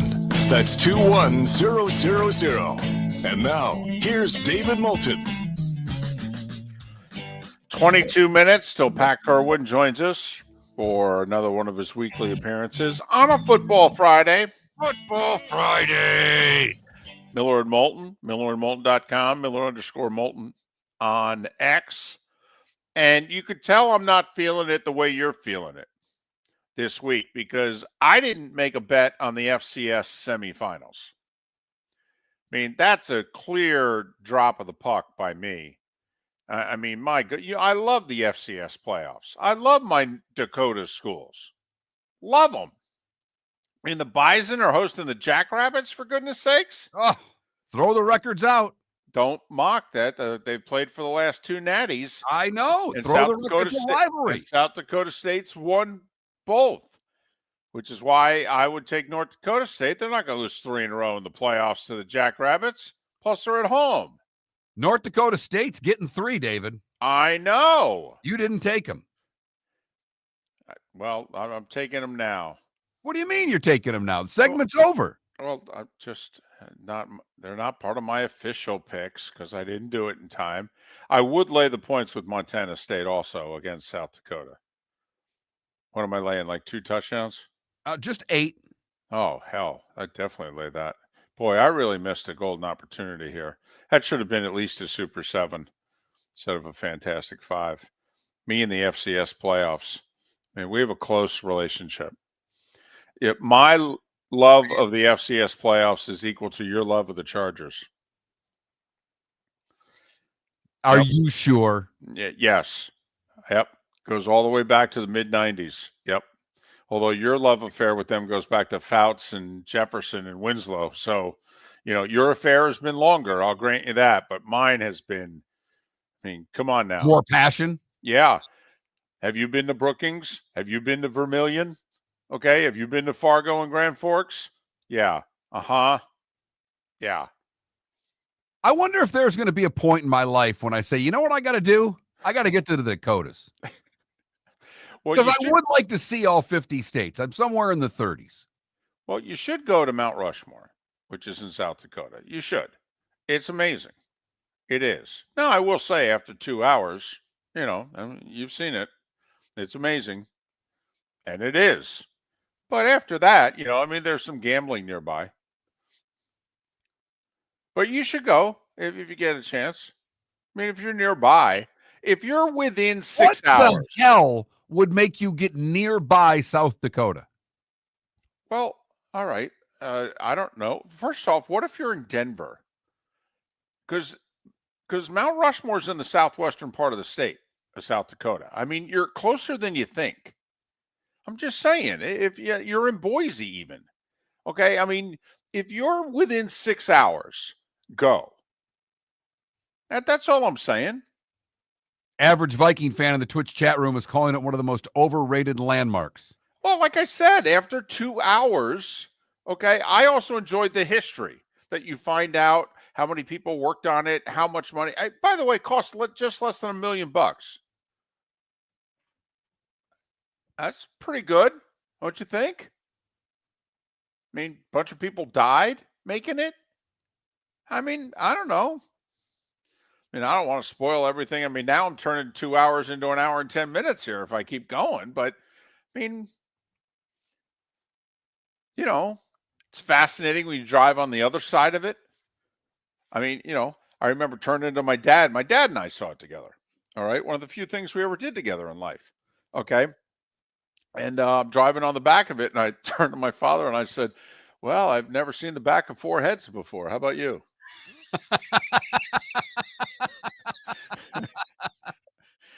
So, yeah, I mean, they're in the Badlands. The Badlands of South Dakota are cool. Okay. Nearby is the town. Sturgis with the motorcycle convention there. I don't know about convention, but they meet every year. Interesting term. Right. Meeting. How about that? How about the yearly meeting? You got the place, one of the outlaws got shot and killed at. Okay, you just walk right on in. All right. So, I don't know.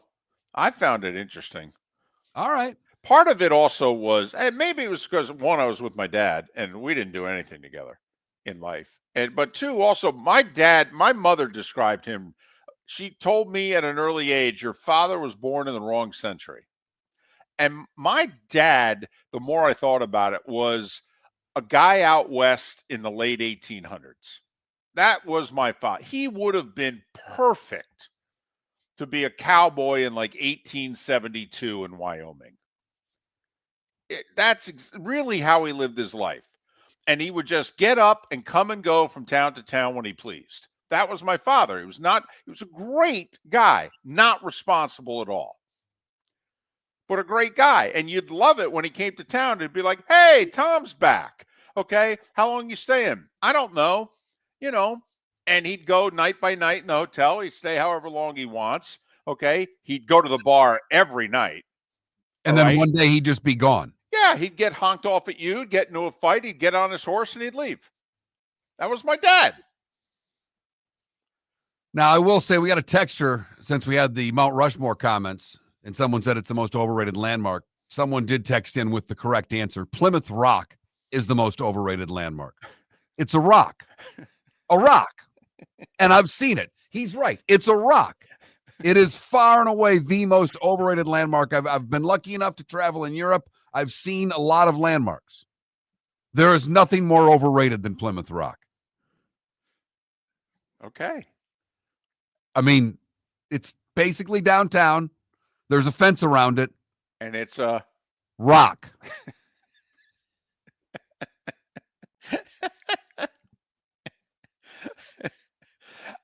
I mean, do they put lights around it or something? I think there would be lights on it at night, but during the day, it was just basically a rock in a fence, in a hole. And by the way, average Viking fan, don't feel bad because in Twitch, you said it's terrible. Just because I spent the day with my dad doesn't mean in your estimation it's still not terrible. You weren't with my dad. If you were with my dad, you would have loved it because he was a good time. Good dad? No. Good time? Yes.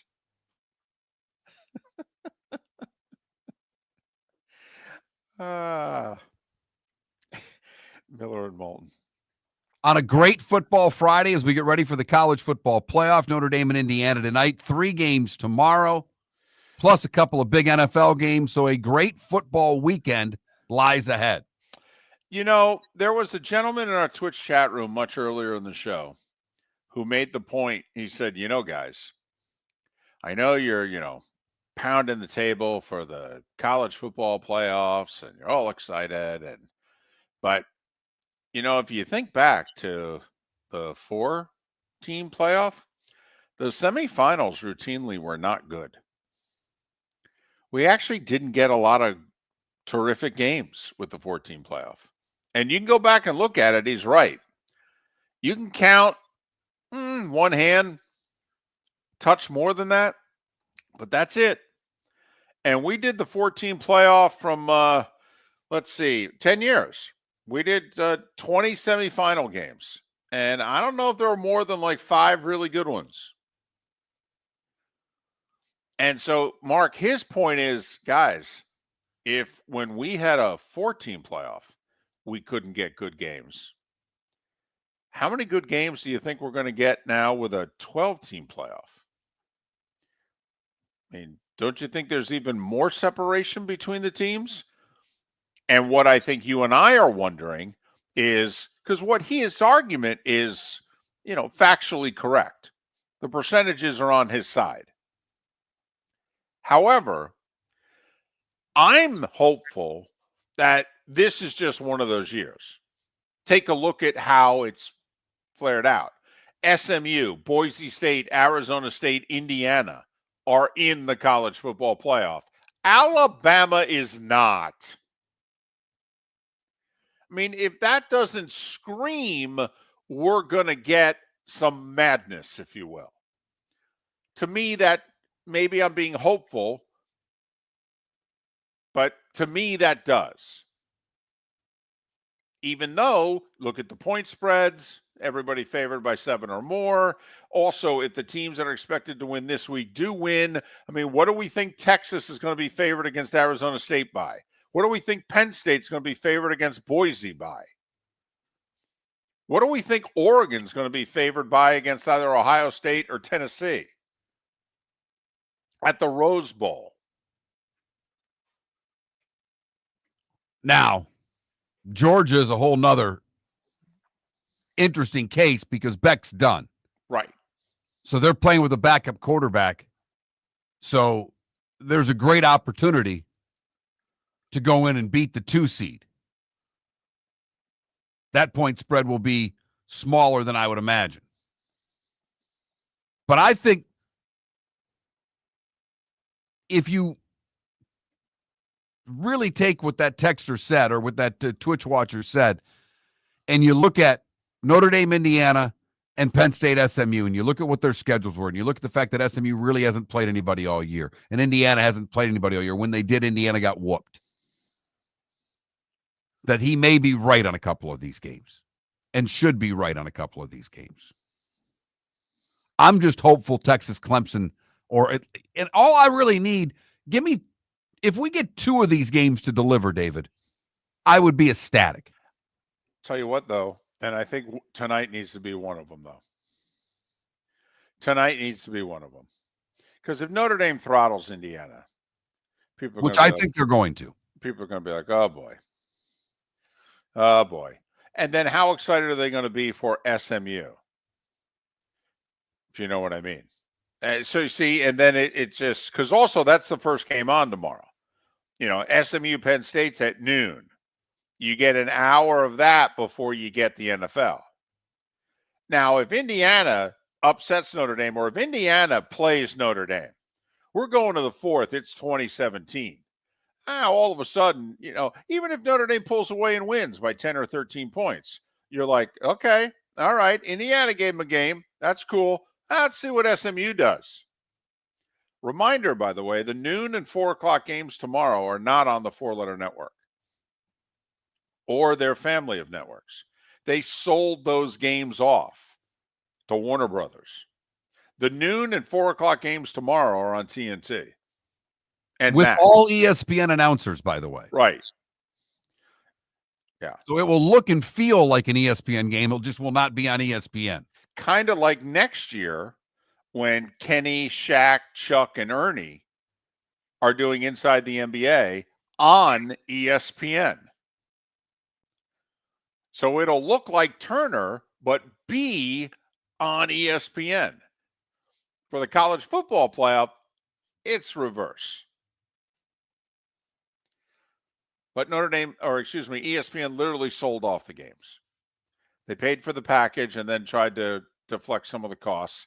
And so they have the 2 primetime games this first weekend. They have 8 o'clock Friday and 8 o'clock Saturday. And they said to Turner, here, you compete with the NFL. Good luck. So that's the schedule for this weekend. Notre Dame and Indiana. I think Notre Dame wins handily tonight. I think they'll pull away in the second half. We might have a game for a half. I just think the strength of Notre Dame, their defensive prowess, will take care of what Indiana does, the same way Ohio State and Michigan were able to really slow down Michigan in the second half and Ohio State from the second quarter on. Yeah, I think if Indiana's going to move the ball and score against Notre Dame, it will be done earlier as opposed to later. But I will say Indiana starts well. I mean, even that drive against Ohio State, that was a terrific drive they put together to take the lead. And I do think Indiana's defensive line is a lot more formidable than people think. Notre Dame's going to – the one thing that Notre Dame brings to the table that I don't know how many times Indiana's faced it this year, Notre Dame's quarterback can run. Notre Dame's running game is a handful. They've lost 3 starting offensive linemen to injuries. It's remarkable they've played as well as they have down the stretch of this season. Because, I mean, we're talking about Ohio State's offensive line, and looks at what's happened to it when they lost their center and their left tackle. Well, Notre Dame's lost 3 starters, and they've run the ball down everybody's throat. But their quarterback runs, and he runs well. And that, I think, will be the difference in the game. That's a dimension that Indiana hasn't faced much this year. And that's a problem accounting for the quarterback in a running game. It really is. Miller and Moulton. That's the game tonight. Penn State, SMU, the early game tomorrow. Clemson, Texas at 4. And then Ohio State hosting Tennessee in the late game tomorrow night. That's a 7.5-point Buckeye favored game in that one. Miller and Moulton. We'll switch our gears. Week 16 of the NFL season got underway last night with a little bit of history and a big home win. Pat Kirwan in the NFL is next. Visit Jason and Todd at the Diamond District. For 22 years, Jason and Todd at the Diamond District have been making Christmas merry and bright, and this year is no exception. Discover the best values on diamond stud earrings and diamond bracelets at 23% off, and more deals on diamond fashion jewelry, pre-owned Rolex watches, and exotic gemstone jewelry, along with estate jewelry. Jason and Todd will take up to 50% off. Santa's GPS points to one jewelry store, the Diamond District. American Paint Supplies, for nearly 30 years, is your one-stop shop for all your coating needs. If you are a designer, a contractor, a professional painter, or a weekend warrior, American Paint Supplies is the place where experts go to get expert solutions. At 6100 Shirley Street in Naples off of Pine Ridge, American Paint Supplies delivers the best solutions with the best products with the best support. Meet Gene and his team today at American Paint Supplies. Call 239-566-2700. That's 566-2700 or online at AmericanPaintSupplies.net. The world-famous cigar bar started as a neighborhood place in downtown Fort Myers, and now it's a brand, a destination with 4 locations. The original place, Henry Street, Fort Myers, Gulf Coast Town Center, on Southeast 47th Terrace off the Cape Coral Parkway, and the Lounge on West 1st Street in Fort Myers. A place to go, whether you just need a relaxing drink and a smoke after a tough day at work, or a place to go celebrate. From relaxation to celebration, the world-famous cigar bar. Mark Miller for Molly Maid. Why Molly Maid, you ask? Trust. Moulton was a customer for 15 years. Affordability. Didn't I just say Moulton was a customer for 15 years? Worry-free services. Our professional house cleaners are fully insured and a 24-hour warranty. Call Molly Maids today at 239-774-5839. That's 239-774-5839 or online at mollymaid.com/FTMYERS. That's mollymaid.com/FTMYERS. Wine glasses never fall over until you get a brand new rug. Oh, no! Ketchup bottles act normal till you're wearing a new shirt. Oh, you kidding me? And rocks slide peacefully on the road till the day you get a brand new windshield. Then they fly up off the road and attack without mercy. That's why new windshields from Glass Doctor come with our windshield protection plan. Unlimited repairs and 1 replacement for 12 months. Don't just fix it, protect it. Glass Doctor. a neighborly company. Gentlemen, as your wife mentioned getting new flooring, but you don't want to go through the hassle, well, go see the Floor Meisters in Naples next to Costco. They understand your time and money are important, so they'll make it as painless as possible. With a huge in-stock selection of carpet and Cortec, they can get you the floor your wife's been asking for. They carry wood, vinyl, carpet, and tile. If you do it yourself, no problem. They can handle that as well. So go see TJ at the Floor Meisters and tell them, just keeping it real. This is Miller and Moulton.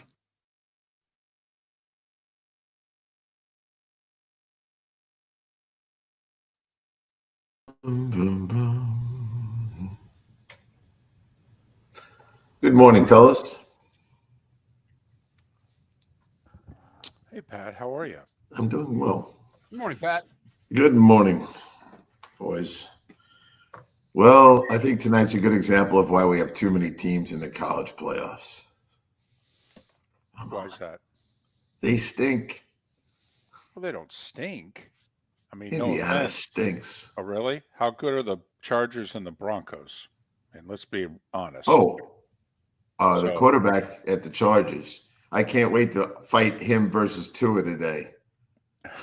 One's a real quarterback. The other one's a dink and dunk China doll. Yeah, but the teams aren't that good. And they're really not. Yeah. Denver's defense is good more times than not. Herbert's very talented. But they have, How many wild cards are going to win the first round of the playoffs? in the AFC? In the league? In the league, 3. 3. That's Yeah. 50% of them. Yeah. How many underdogs in college football are going to win this week? Well, we'll see. We'll see. I know you're not taking Indiana. No, I know you're not I'm taking not. SMU. No. Would you take either one of those teams with 10 points? Maybe. No. Yeah, maybe. I might. The SMU one intrigues me. I think Notre Dame eventually will wear out Indiana. I think they're going to wear them out right away. You said it. That quarterback's going to take off on the first, 3rd, and 4, and he's going to run for 15 yards. Well, they are going to run him. I mean, that was what Army couldn't account for. Okay, and that a running, and that a running quarterback is a problem for defenses. Yes. Well, they debate all the time. We're in meetings a lot about, are we going to spy the guy? And then spies don't work. No, and they don't. The only spy system that works is a double spy. So where 2 guys are reading them, and as soon as he comes your way, you play him back to the other guy. And we learned that with Michael Vick. You do not have a chance if you try to go the other way and put one guy out there. Monty Kiffin said it the best. When you go against those real athletes, you cannot send linebackers, and you have to you get in nickel, and you have a corner take him because he's the only one fast enough to find him. Right. Well, and he was fortunate. He could put Rondé Barber in the box. Yeah. That's. And that was the end, by the way, of Tampa 2. You can't play Tampa 2 and send your corner. Right. No, I've said it to you before. 12 teams in the playoffs is stupid. Well, it made for, but Pat, I'll say this. It may be stupid for the playoffs, but it made for a much better regular season. I agree with that because now you got everyone fighting for it. Yeah. But to come up with a system where Alabama's not in because you have to have these conference champions, why did we think that the conferences are equal? They're not equal. But isn't that the equivalent of the 8-9, 9-8 division champion in the NFL getting an automatic spot in a home game? You know how I feel about that. I know. I've never wanted division play. I want conference play everybody once, and one crossover, which you play on week 1. Crossover week 1, then play the rest of the conference. And now you all know who the best teams are in the conference. When is the 4 seed ever better than the 5 seed? Almost never. I love the Army-Navy game. You're listening to Miller and Moulton, coming at you from the Floor Meister Studios. Floor Meisters, keeping it real. And now, here's Mark Miller and David Moulton. It is the third and final hour of Miller and Moulton in Lake City and surrounding areas, in Charlotte County and surrounding areas. But heck, we're just halfway home on this Football Friday in the 239 and the 904. Miller and Moulton, millerandmoulton.com, Miller_Moulton on X. Joined always at this time by Pat Kirwan. He of NFL Radio's Moving the Chains, Monday through Friday, 3 to 7. During the season, Saturdays, 2 to 5. And then on Sundays, he helps produce the NFL Today Show on CBS. Pat joining us courtesy of Pinchers, Tampa to Key West, all points in between. Pinchers, where you can't fake fresh.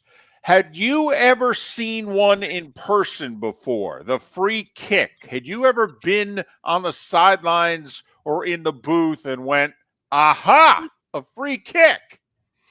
No, well, not in football, but they have the same principle in rugby, which reminded me last night while watching it that they have the same thing where you basically can call for a free kick off a catch. So it's an old rule. It's 100 years old when you think about football pulling from rugby, a lot of the concepts of the game. But no, I hadn't. And I'm not so sure that Jim Harbaugh knew it for sure. Did you see him on the sideline asking? Because didn't they send the quarterback out first? Well, no, the quarterback went on his own, I thought. And that's what Herbert said. Herbert said, I was running out on the field to throw the Hail Mary. The only thing I wondered about was, did the penalty negate the free kick? And in actuality, ended up aiding it. That's the only thing that I wondered that possibly Harbaugh was wondering. Did the penalty, does it just have to be a clean, fair catch, or can I now use the 15 yards? No, I'm with you on that. But the whole concept of really taking a kickoff, which is what that turns into a scoring play, was fun to watch. So I don't think we're going to be alive for the next time it happens. So probably not. Tell this tale to our grandkids now. Do you think the rule should stay with kickers as good as they are now? Is that a rule that still should be in the game? Yeah, I have no problem with those things because, I mean, like after a safety, you can kick off or you can punt. I don't think that they'll change that. So I'm fine with it what's going to happen once every 30 years. But it is fun when it happens. And it did change the tenor of the game. It's kind of like safeties. You ever notice how that 2-point safety screws up the scoring for the rest of the game? Because not only do you score, then you have to give possession away after you get scored on, which is another oddity of football. But no, I'm fine with it. You know Chargers, what I'm not fine with? What's that? Woody Johnson and the Madden game. Well, also, it's funny because I know how you feel about people talking out of school. Okay. And I mean, you got to admit, Joe Douglas is trying to rehab his image here. I mean, he's telling stories about how bad it is to work for the Jets to try to make it so that he can get another GM job. Don't you think? Yeah, he won't, though. He'll get a scouting director's job. It's the same thing. When you get fired as a head coach, you typically come back as a coordinator. Coordinators come back as position coaches. And GMs come back as, like Jeff Ireland and guys like that. They come back. They come back running a personnel department. It's mostly the scouting college part of it. But when I was there, that owner was so classy, and he wouldn't even think of saying anything like that. And he had great respect for the players. I just find it troubling, almost laughable that, you have a guy that looked at a Madden game for, Mark, why don't we just get the Madden game out and figure out who to draft this year? Well, is it the Madden game or listening to his kids, grandkids, whatever? I mean, that's the part that scares me of where he's getting his advice from, Pat. Yeah, it is scary. And it's a great lesson of what not to do when you own a team. Just ownership doesn't really provide you the privilege to have an opinion. You have to work at the thing to have an opinion. So anyway, it was laughable for a while, but it turned into sad for me that someone is going to actually work for this guy and it's going to happen again. Pat, we all know the story, or at least if you listen to this show, you do, because I grew up a Giants fan. And Pete Rozelle literally had to sit down with Wellington Mara, one of the patriarchs of the league. And Pete Rozelle sat down with him and said, well, this ain't working.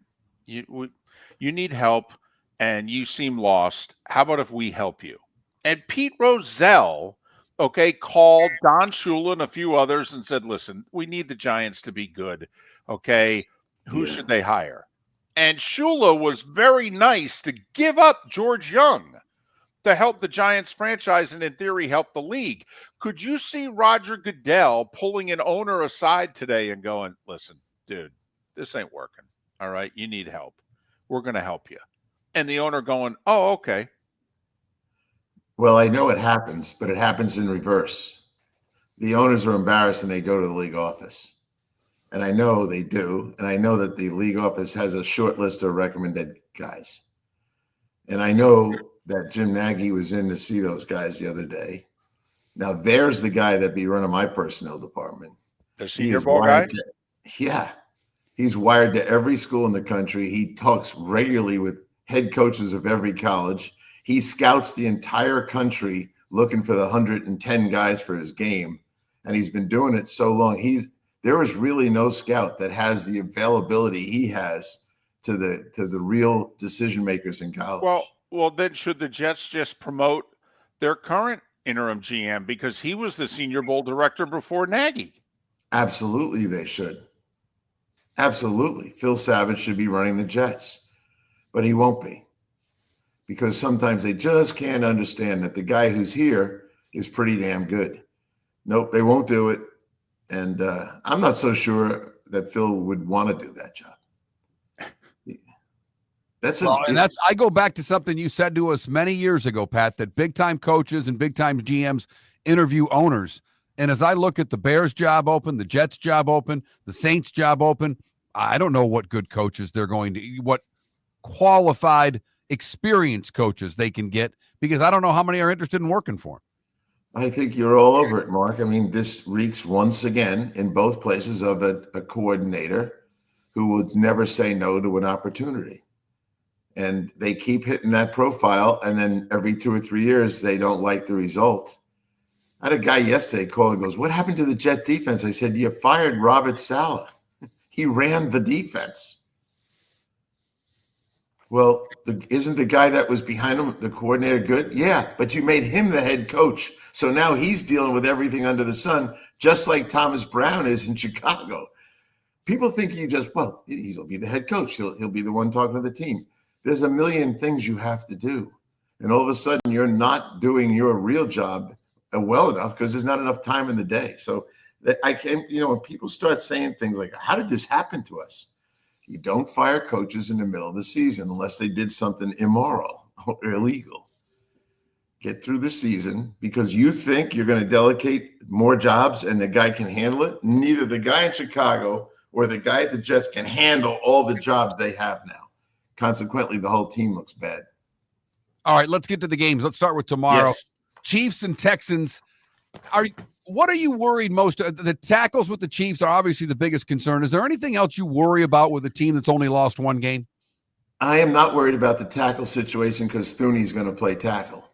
And Thuney is a good tackle and good enough with this. With Mahomes, I would not be putting any of those guys back on the field. Thuney goes out to tackle. He can handle the job. When he's been out there, I've watched enough of when he's out there, it's fine. He can handle the job, and they'll get through till next year's draft or free agency, whatever they want to do. But don't take Thuney out of left tackle. That takes care of a gigantic problem. The Texans had 181 yards against the Dolphins last week. That coming off a bye week at home, they had 181 yards of offense. What's going on there? It's been going on for a while. And we've talked about this with Stroud getting banged around, tackled, blitzed, sacked. It's not very good. And it's certainly not very good against playoff teams, which they're playing this week. And we've talked about it before. And you look at Kansas City, and now Houston's got to go into Kansas City. Here comes Stroud. He's been sacked 13 times in 4 games against playoff qualifiers. That's a sack every 10 pass plays. So that's problem one. Problem two is they absolutely need Joe Mixon to have 25 touches in a game to be the best they can be. And Joe's going to play, and he's fine and all that business, but asking him to have more than 20 touches in a game like this, they've already done it 7 times, well over 20 touches, and he's at 23 touches a game. That's what they need, and that'll be a problem for Joe to sustain the physical ability to do it this week because I don't think he's 100%. Then there's the Houston defense. What are they ranked? I think they're ranked number 32 with touchdown passes. So I don't get who those guys are. They give up a lot of stuff over there. So at the end of the day, and I think you two both said this and agreed with me, or I agreed with you, Houston has not shown up against the good teams. They're the best of the rest. Literally. And I think if you look at Washington, they're kind of the best of the rest too. What's the bottom feeders? You know, that you just win enough games. You play well enough to get in. I hate to say this, kind of reminds me of Indiana and SMU. It's, I had an old hockey coach who said if you beat the teams that are below you in the standings, sooner or later, there's no one above you in the standings. And that's what I think a lot of these teams are that's what they're getting by on, Pat. Yeah. And there has to be a cutoff line somewhere. And I think when we look at Houston, I like them. I think they're on their way to bigger and better things.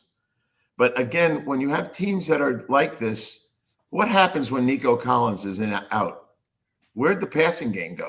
Well, remember, Diggs went out first. And so, and I know, say whatever you want about Diggs, but losing him, take a look at their numbers since losing him, and they've missed him. Right. That's the difference between really good teams and the best of the rest. What's been going on in Kansas City? They've been running through receivers like crazy, but the quarterback is an elite player. The quarterback in Charger country is an elite player, and he doesn't have any receivers. How about that drop last night by the guy Quentin Johnson, who they expected to be good? Oh, he had 3 drops in the game we did on Monday night. I mean, I don't think he'll be on the team next year, but they have Ladd McConkey and nobody else, so they're stuck with him this year. He's Pat Kirwan, NFL Radio's Moving the Chains, CBS's NFL Today show, joining us once again courtesy of Pinchers. And, of course, he is joining us once again on the American Paint Supplies Hotline, your one-stop shop for all your coating needs. The rest of Week 16 with Pat on the other side, Miller and Moulton. We started our show 18 years ago and have been fired 3 times, but Miller and Moulton have never lived on the edge like we are now. We have our best morning ratings ever, are steadily adding affiliates, yet we only have a few sponsors. And if that doesn't change, we can't continue. But if you want to advertise on Miller and Moulton, reach out to one of us directly by texting sponsor to 21,000 or contact Mark on X at that Mark Miller or me at the David Moulton. You can save Miller and Moulton and make your business some serious money by texting 21,000 now. Visit Jason and Todd at the Diamond District. For 22 years, Jason and Todd at the Diamond District have been making Christmas merry and bright, and this year is no exception. Discover the best values on diamond stud earrings and diamond bracelets at 23% off, and more deals on diamond fashion jewelry, pre-owned Rolex watches, and exotic gemstone jewelry, along with estate jewelry. Jason and Todd will take up to 50% off. Santa's GPS points to one jewelry store, the Diamond District. American Paint Supplies, for nearly 30 years, is your one-stop shop for all your coating needs. If you are a designer, a contractor, a professional painter, or a weekend warrior,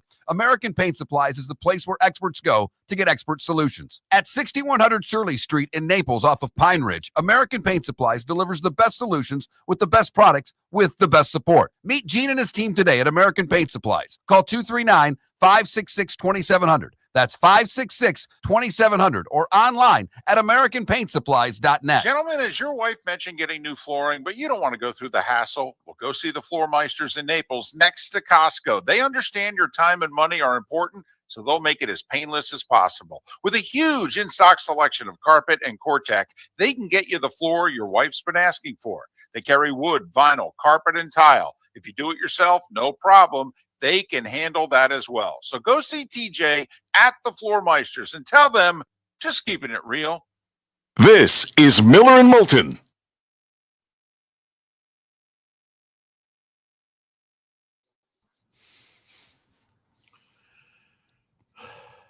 Where are you going this weekend, David? I'm not. I mean, I actually have a college basketball game that I'm broadcasting Saturday night in Orlando, but Sunday I fly to Green Bay. Are you happy with that? It sounds like it's a little lightening of the schedule, which would be good.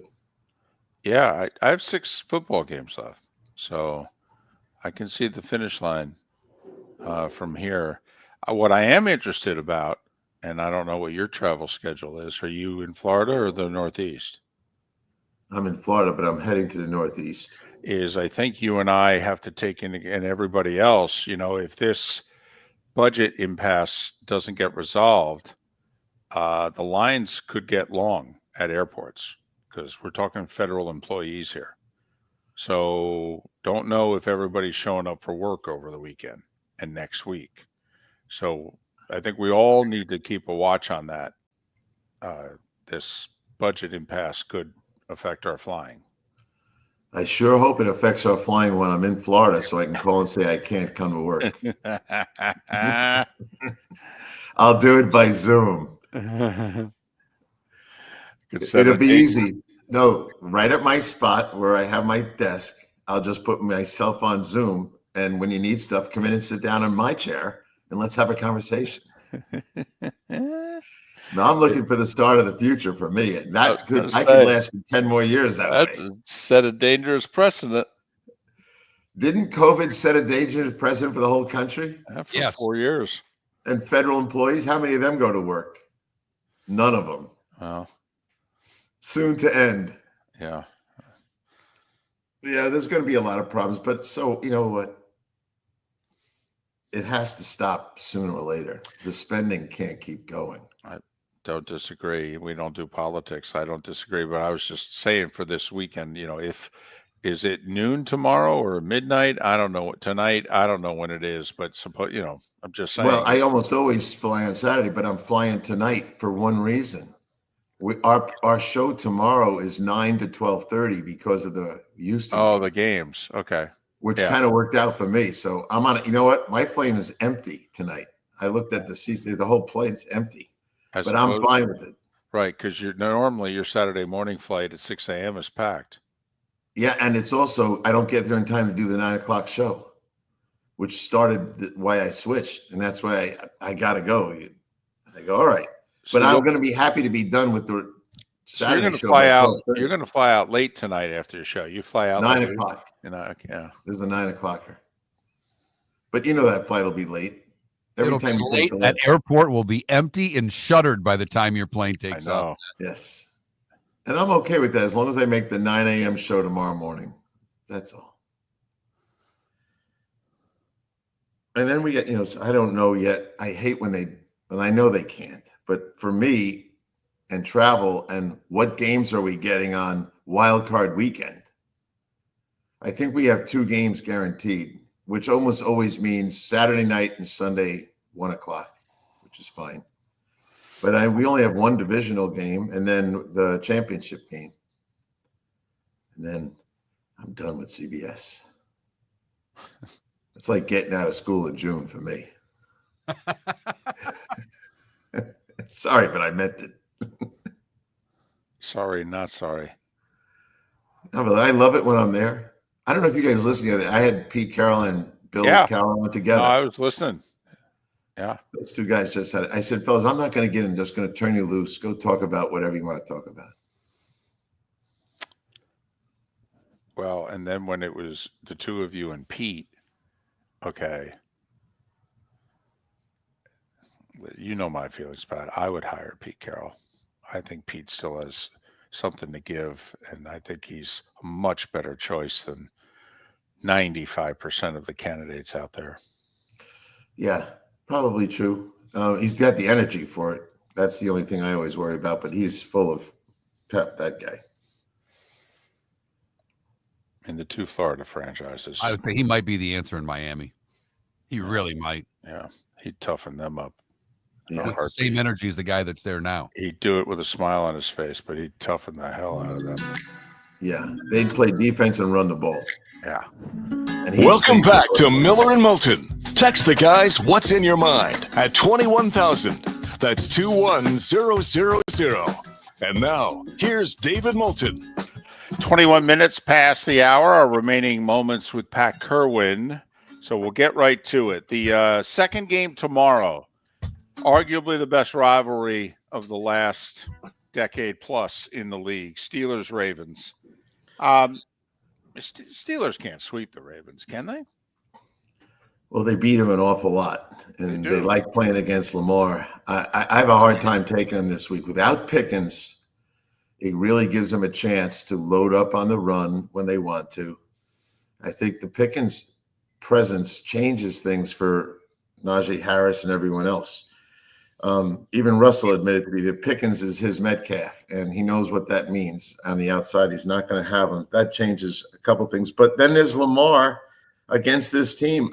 His sack ratio against Pittsburgh is terrifying, and he always looks not very good against Pittsburgh. And when you look at the sack ratio, which is 1 every 8 pass plays, one of the most elusive players in the history of the NFL, and he gets sacked once every 8 pass plays against Pittsburgh. That's scary. And he has never rushed for a touchdown against Pittsburgh in 7 games. So it's always challenging thing. I will take Baltimore in this game. I just think they got to do it. But if Pickens was playing, I'd just take Pittsburgh. TJ Watt's going to play, but how healthy is he? Philadelphia and Washington. The Eagles on the road, they're a 3.5-point favorite. I like them in this spot, but Washington's still trying to make sure they secure that last playoff spot. What type of shot do you give them to win? I do not give them a shot to win. I think Philadelphia is starting to maul people. And I just think Washington is not really, again, the best of the rest. We talked about that in the last segment. And I think Philadelphia, you could make a case, might be the best team in the league right now. They're complete. They play both sides of the ball extremely well. They've got some depth.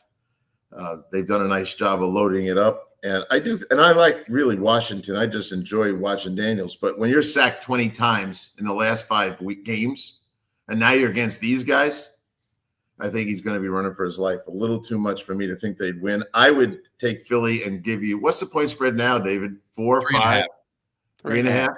Yeah. Oh, you can have the 3.5. I would have given you 5.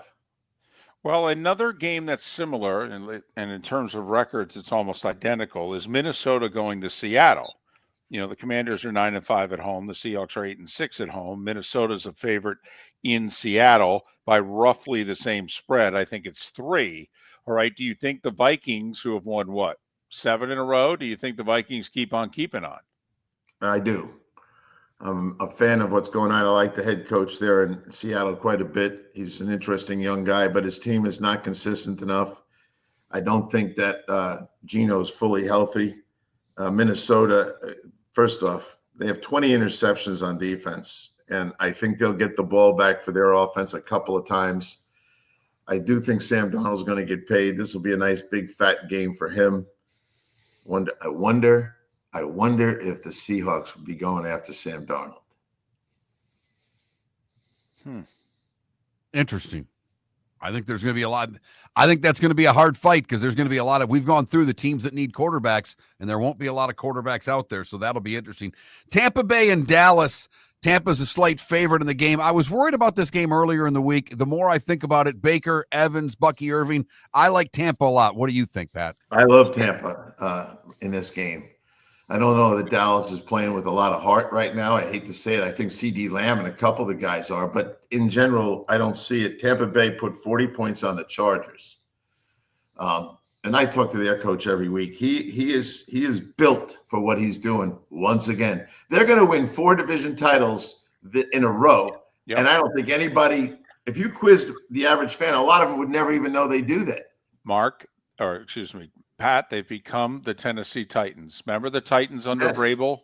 Okay, when they had like 6 or 7 straight winning seasons, and they were the most underappreciated franchise in the league. This will be 5 straight playoff appearances if they pull it off.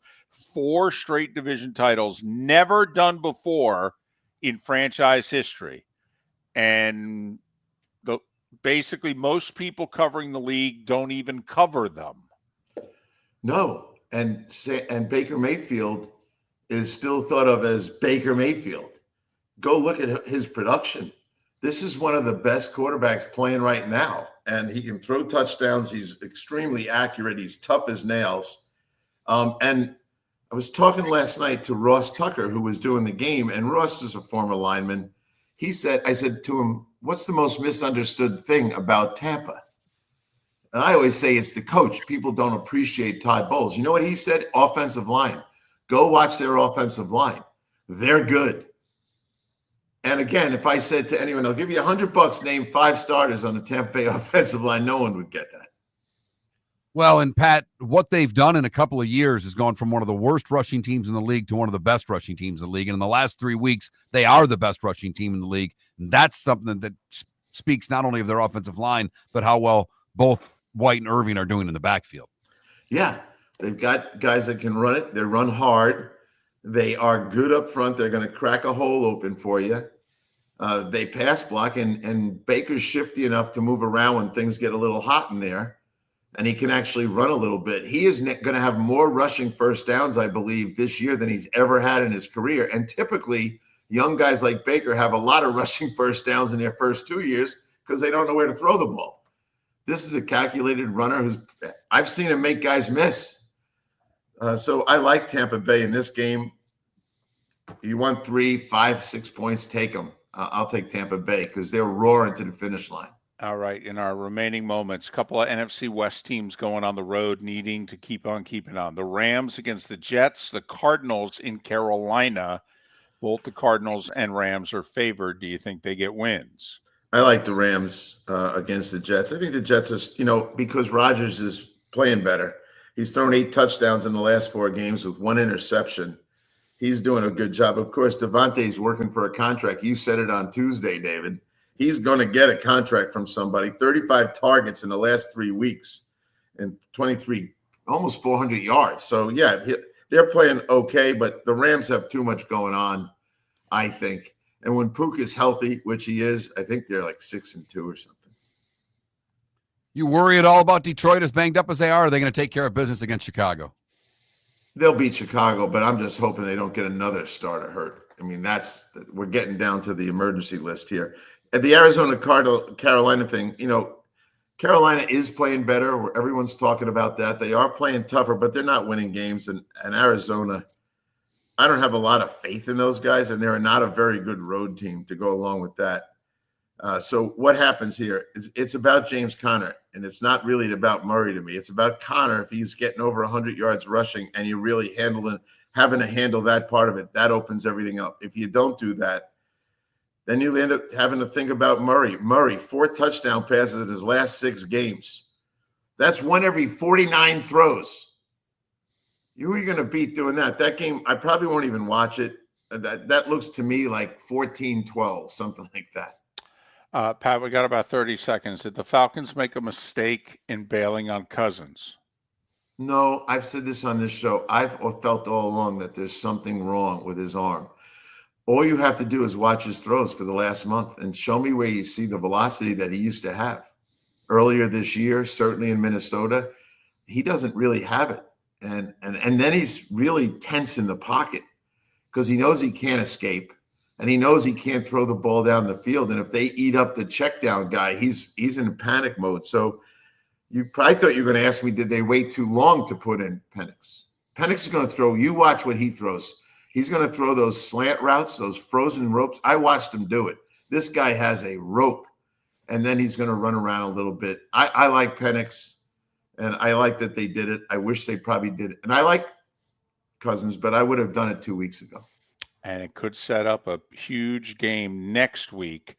Washington and Atlanta may very well be for the final wild card. He's Pat Kirwan, NFL Radio's Moving the Chains, CBS's NFL Today show, joining us once again, courtesy of Pinchers. Tampa to Key West, all points in between. Pinchers, where you can't fake fresh. Pat joining us on the American Paint Supplies hotline. Pat, safe travels. Be well. We'll talk to you on Christmas Eve. Yep. Be well yourselves, fellas. Enjoy the weekend games and enjoy the Blades, Mark. Will do, Pat. Thanks for the tickets, buddy.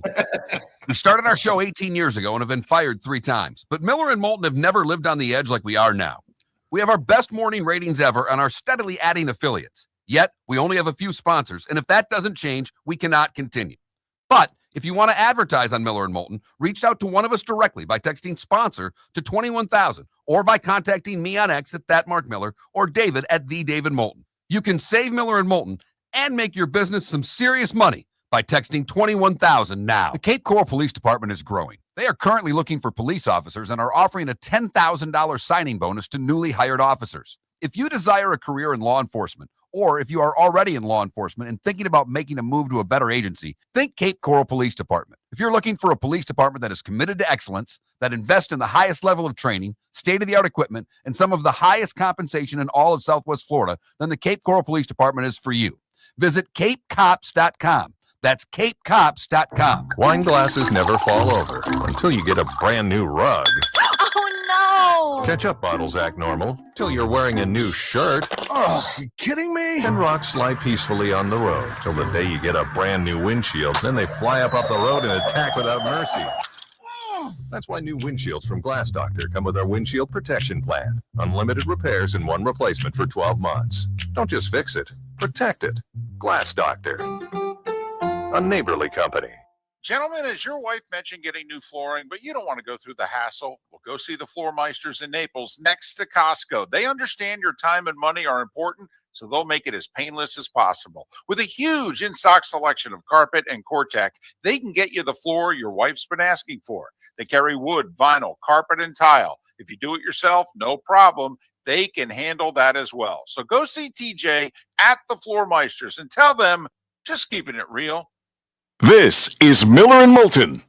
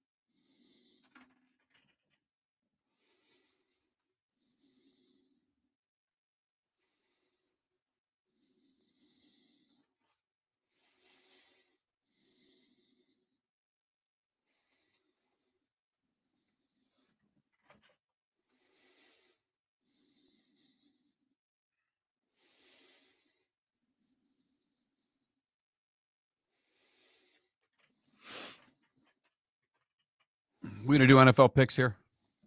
Sure. Killing segments till Christmas, David.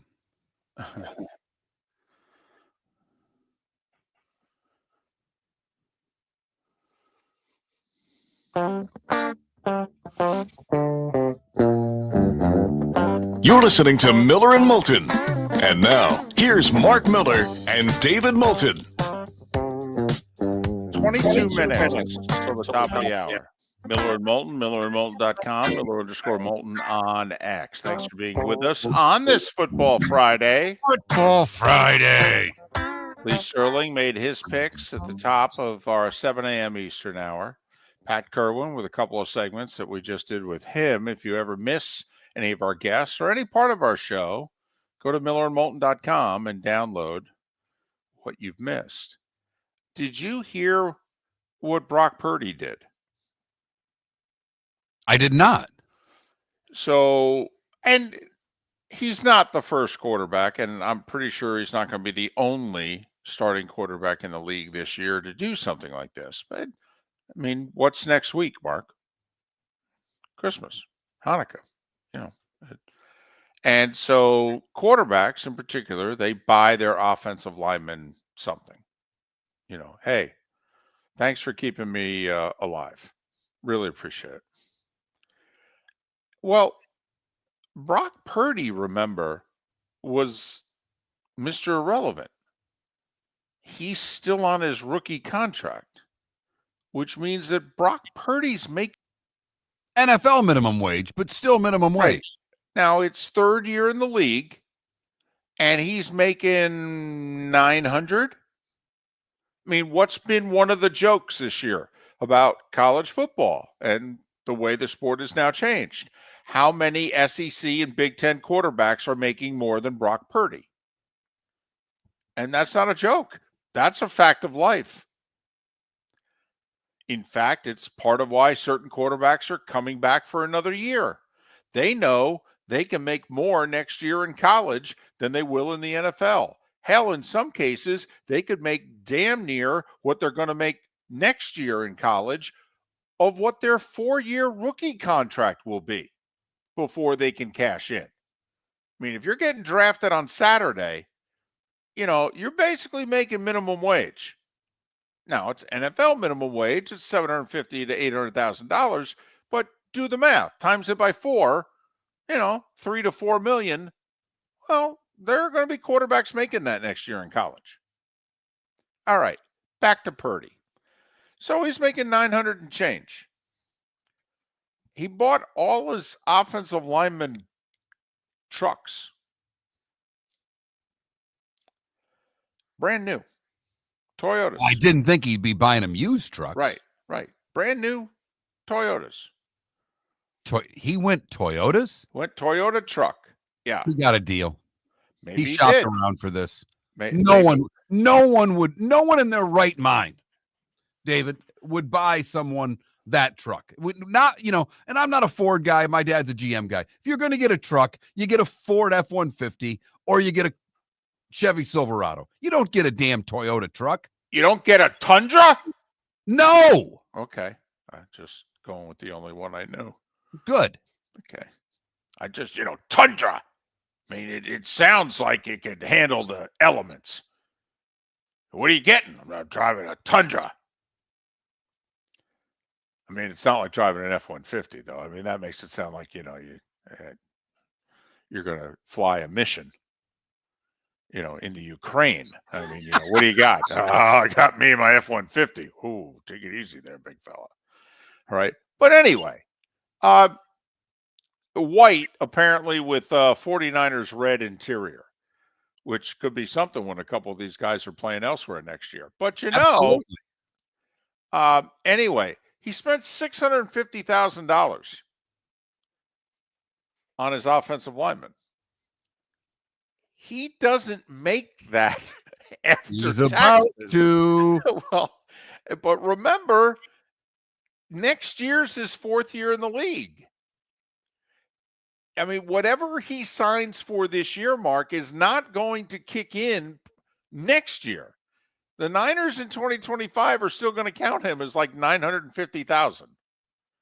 Though whatever extension he signs, and we can debate what he's worth and what have you, but that ain't going to kick in till 26.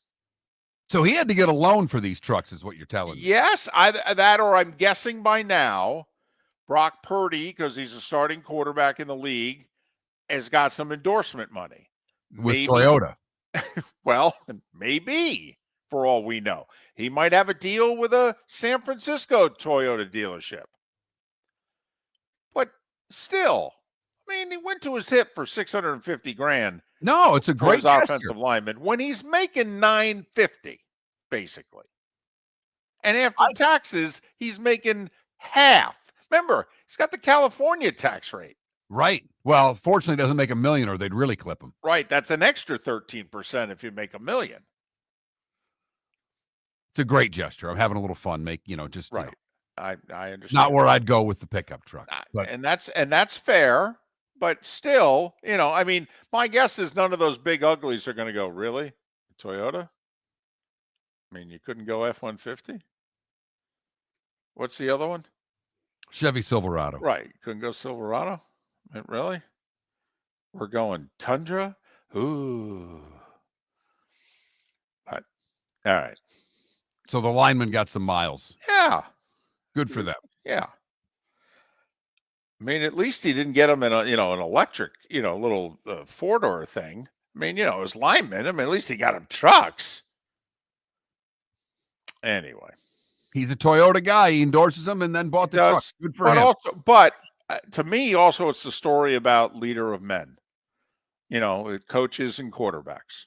I mean, that's if you're a quarterback. That's I mean, the joke was, for Dan Marino, that he'd buy whatever he'd buy his offensive lineman and he'd throw in the isotoner gloves. But he'd have to spend some serious coin before he threw the free swag in. Rumor has it in Indianapolis, Richardson tapped out before buying his offensive lineman a gift. Wow. Off the top rope. Damn. That's good material right there. Got all the Toyota people coming after me about how many miles their Toyota has on it over an F-150. I get it. Text away. I'm just telling you. Truck drivers out there more than likely would rather have an F-150 than a Toyota. That's so. Says truck. And remember, Mark is a GM guy because his dad worked for GM forever. But it's a great gesture. Yeah, that's all. And by the way, if you want to come after Mark, it's 21,000 on the text line. Make sure you use keyword Miller. A gentleman texted you last night or yesterday for the first time. I know that because he texted me and he said, "Yeah, I sent Mark this text." And I go, "Yeah, he didn't get it." Well, what do you mean? I could tell you because if he had gotten that text, he would have told me about it. And my guess is you didn't use the keyword. What keyword? We only talk about it every day. It's Miller. If you have it in the last 6 months, all right, text Miller to 21,000. It gets you through the security gate. You get to pick up your Toyota, and then you can send Mark whatever text you want. All right. Hey, I picked up 3 games on you last week picking games. I know. We disagreed on 5 games. I know. I took some chances and completely botched every one of them. Right. You pulled a Moulton. You started making crazy picks. And I pulled a Miller, and I picked up 3 games. So you're 4 up. Picking in winners in the NFL. Go. All right, Houston at Kansas City. Any reason why you think the Texans can win? No. If Mahomes wasn't playing, yeah, but he's playing. No. I'm with you 100%. Pittsburgh at Baltimore, the whole Pickens thing is just what's going to do it. I've got to take Baltimore in this, even though Pittsburgh's won 8 of 9 against the Ravens. That ends Ravens win. Agreed. Cleveland at Cincinnati. Cincinnati will keep their playoff hopes alive for a week as they take down the Browns. In theory, the Browns are going to get more efficient quarterback play, but you got to score points to beat the Bengals, and the Browns can't consistently do that. The Giants are at Atlanta. No Kirk Cousins. Penix getting the start. It shouldn't matter because the Giants are the worst team in the league.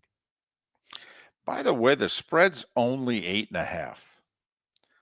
Do you think it would be bigger? Giants on the road? Penix starting. Okay. I am very curious how he plays. I mean, just a week ago, they said he wasn't ready. So imagine if that's true and he's not ready. Giants secondary is bad, though. For me, Atlanta. Detroit at Chicago. You give the Bears any chance? A chance? Sure. I mean, I will say they are playing hard, but they're just not playing well. And I got to think Detroit scores their 27, 30 points. And even against the Lions defense, I don't think Chicago gets there. It would surprise me if they cover, but it would surprise me if they won. Yeah, I think Detroit wins this game. I don't know if they win one the rest of the year, but I think they get Chicago. Tennessee at Indianapolis, David. I'll take the Colts because Tennessee's a mess. I'll take the Titans. First off, I think the young coach for Tennessee had an outburst at the media this week in which he took a question. He kind of misinterpreted it, but he used it as essentially the reporter said, people are questioning this team's toughness. And he went on an expletive-laced rant for a few minutes. And I think, A, that's going to respond well in the locker room. And B, they're going to get much better quarterback play from Mason Rudolph than they are Will Levis. Remember, this Tennessee team's not bad. They went to Houston and beat the Texans 3 weeks ago. Their quarterback play has been really bad. I'm going to take a flyer on the Titans here, which could lead to firings in Indianapolis, by the way. That's a valid point. I just don't think Mason Rudolph gets it done. Arizona at Carolina. I'm with Pat. Carolina's been playing better. I don't think it'll be enough. Arizona will get right and win this game and stay in the playoff hunt. I'm going to take Carolina. The Kyler Murray stat scares them out of me. I mean, he's not throwing for touchdowns. And I don't think Carolina plays 2 bad games in a row at home. They had played good football for 2 months. Well, I'm going to take a flyer on Carolina. Philadelphia at Washington. I took the Eagles and laid the 3.5, so I'm taking Philly outright. What do you think, David? Philly, the more complete team. Washington hasn't beat good teams this year, and Saquon had a down game last week. I don't think he has 2 in a row.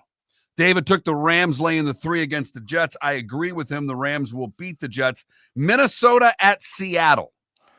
I'm worried about this game for the Vikings. Short week, decent travel, absolute must for Seattle. I know you could argue Minnesota, but come on, they're in the playoffs. It's just a matter of what they're going to be. Plus, they've won 7 in a row. Do you ever think sometimes a team is due to lose? Yeah, I thought that way with Detroit against Buffalo. I'm going to take Seattle. By the way, the money's coming in on the Seahawks. And I don't like teams that win on Monday night. I'll take the Vikings. They're going to win 8 in a row before they get the Packers, and that could be where the loss comes. But I like Minnesota in this spot. I guess we're both taking Buffalo against New England. David, you took the Raiders against the Jags. Yep. Oh, my goodness. How do you even – hang on. Where is that silver dollar? Heads for the Jags. Heads it is. I'm taking the Jags. That's a first this year, by the way. It's the first coin flip of the year. And I know how much you love coin flips. You took San Francisco. I'm going to take Miami, David. I think that the Dolphins, because San Francisco doesn't qualify as a playoff qualifier and a good team right now, the Dolphins will win. I think San Francisco's too physical for Miami. Tampa Bay at Dallas. I took Tampa Bay and laid the points. What do you think, David? Well, the game's in Dallas, and it's tough to find a team who's been worse at home, except for the Giants, than the Cowboys.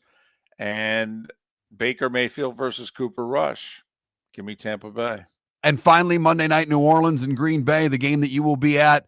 I don't give the Saints much of a chance in this one as Green Bay is still trying to climb up for playoff ranking. I like the Pack. Spencer Rattler on the road for the Saints, and you don't like him, huh? By the way, did you see what the spread is? It's 14.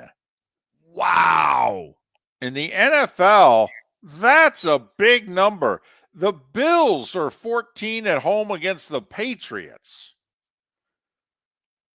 We've got 2 14-point spreads this week in the league. That's unusual. David, we differ on 5 games. If you were to pull off the clean sweep, you could take the lead on me, and I have dominated all season long. Hey, I'm just hoping to take 3 of the 5 and pick up another game and cut it to 2. Or no, cut it to 3. I'm 4 back. And David is 52-53 against the number on the season. He is complaining vehemently on that 53 because I forced him into taking Texas A&M a couple of weeks ago. And I did force him into it. I will take all credit for that. He still agreed to take the pick. I did. Was not on my original list, though. All right. We did the segment. We went to break. We came back from break. You said, hey, and I added it. It was a late ad. It's kind of like handing the menus back to the waiter or waitress and then go, hey, on another thing, how about some crab cakes? Miller and Moulton, thanks for listening.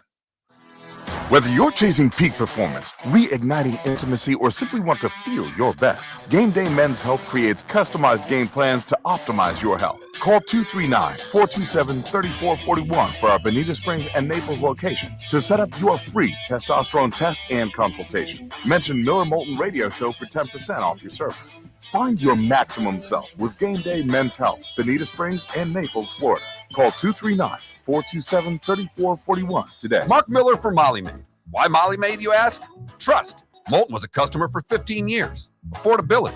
Didn't I just say Moulton was a customer for 15 years? Worry-free services. Our professional house cleaners are fully insured and a 24-hour warranty. Call Molly Maids today at 239-774-5839.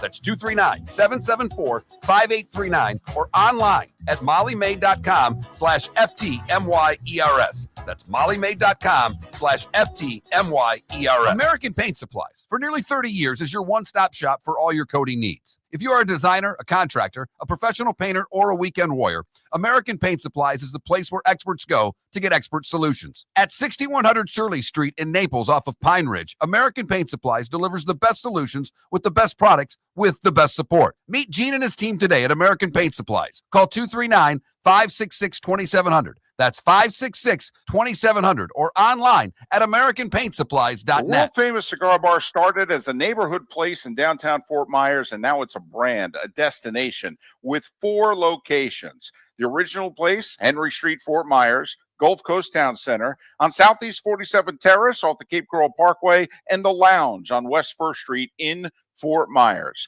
A place to go, whether you just need a relaxing drink and a smoke after a tough day at work, or a place to go celebrate. From relaxation to celebration, the world-famous cigar bar. Gentlemen, as your wife mentioned getting new flooring, but you don't want to go through the hassle, well, go see the Floor Meisters in Naples next to Costco. They understand your time and money are important, so they'll make it as painless as possible. With a huge in-stock selection of carpet and Cortec, they can get you the floor your wife's been asking for. They carry wood, vinyl, carpet, and tile. If you do it yourself, no problem. They can handle that as well. So go see TJ at the Floor Meisters and tell them, just keeping it real. Do you have a sleep problem but don't want to wear a CPAP mask? This is Mark Miller for Sleep Treatment Direct. The mask wasn't working for me, and I didn't think I had an alternative. I do. We all do. They have such simple alternatives with greater success than the mask. Visit sleeptreatmentdirect.com. That's sleeptreatmentdirect.com. And if you are like me and your CPAP machine isn't working for you, it's time for a change. Call 239-444-1741. That's 239-444-1741. Sleep Treatment Direct. Sleep safe and sound. This is Miller and Moulton.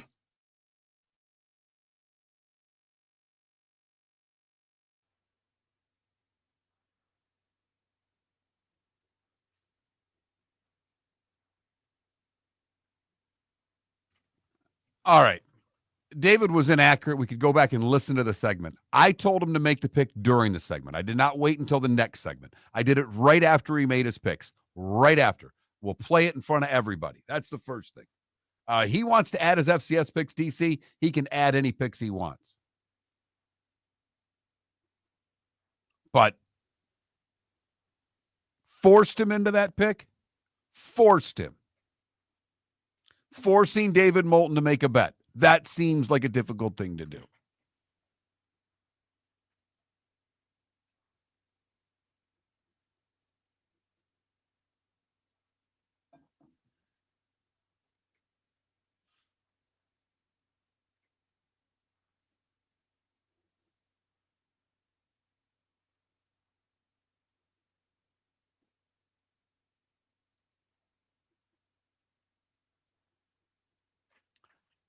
I am shocked. First off, the fact there's so much change in this studio, Pius.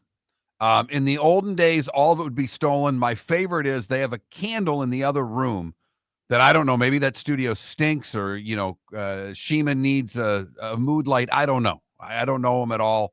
I don't know anything about the guy. But there's a candle and there's a lighter next to the candle. And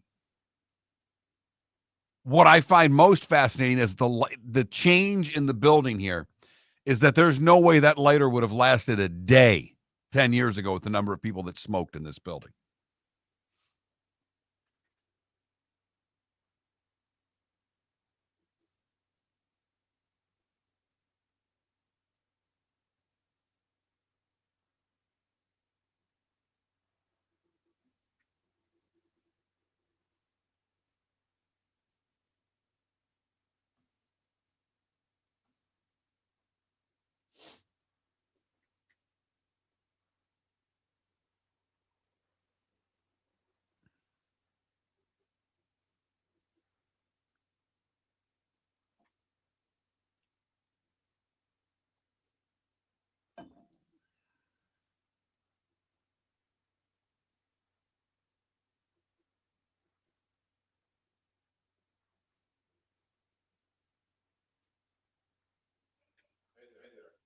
Now, I think the change does come from Rick Church, who does the afternoon or a lot of the games, the Blades and the football games running the board at night.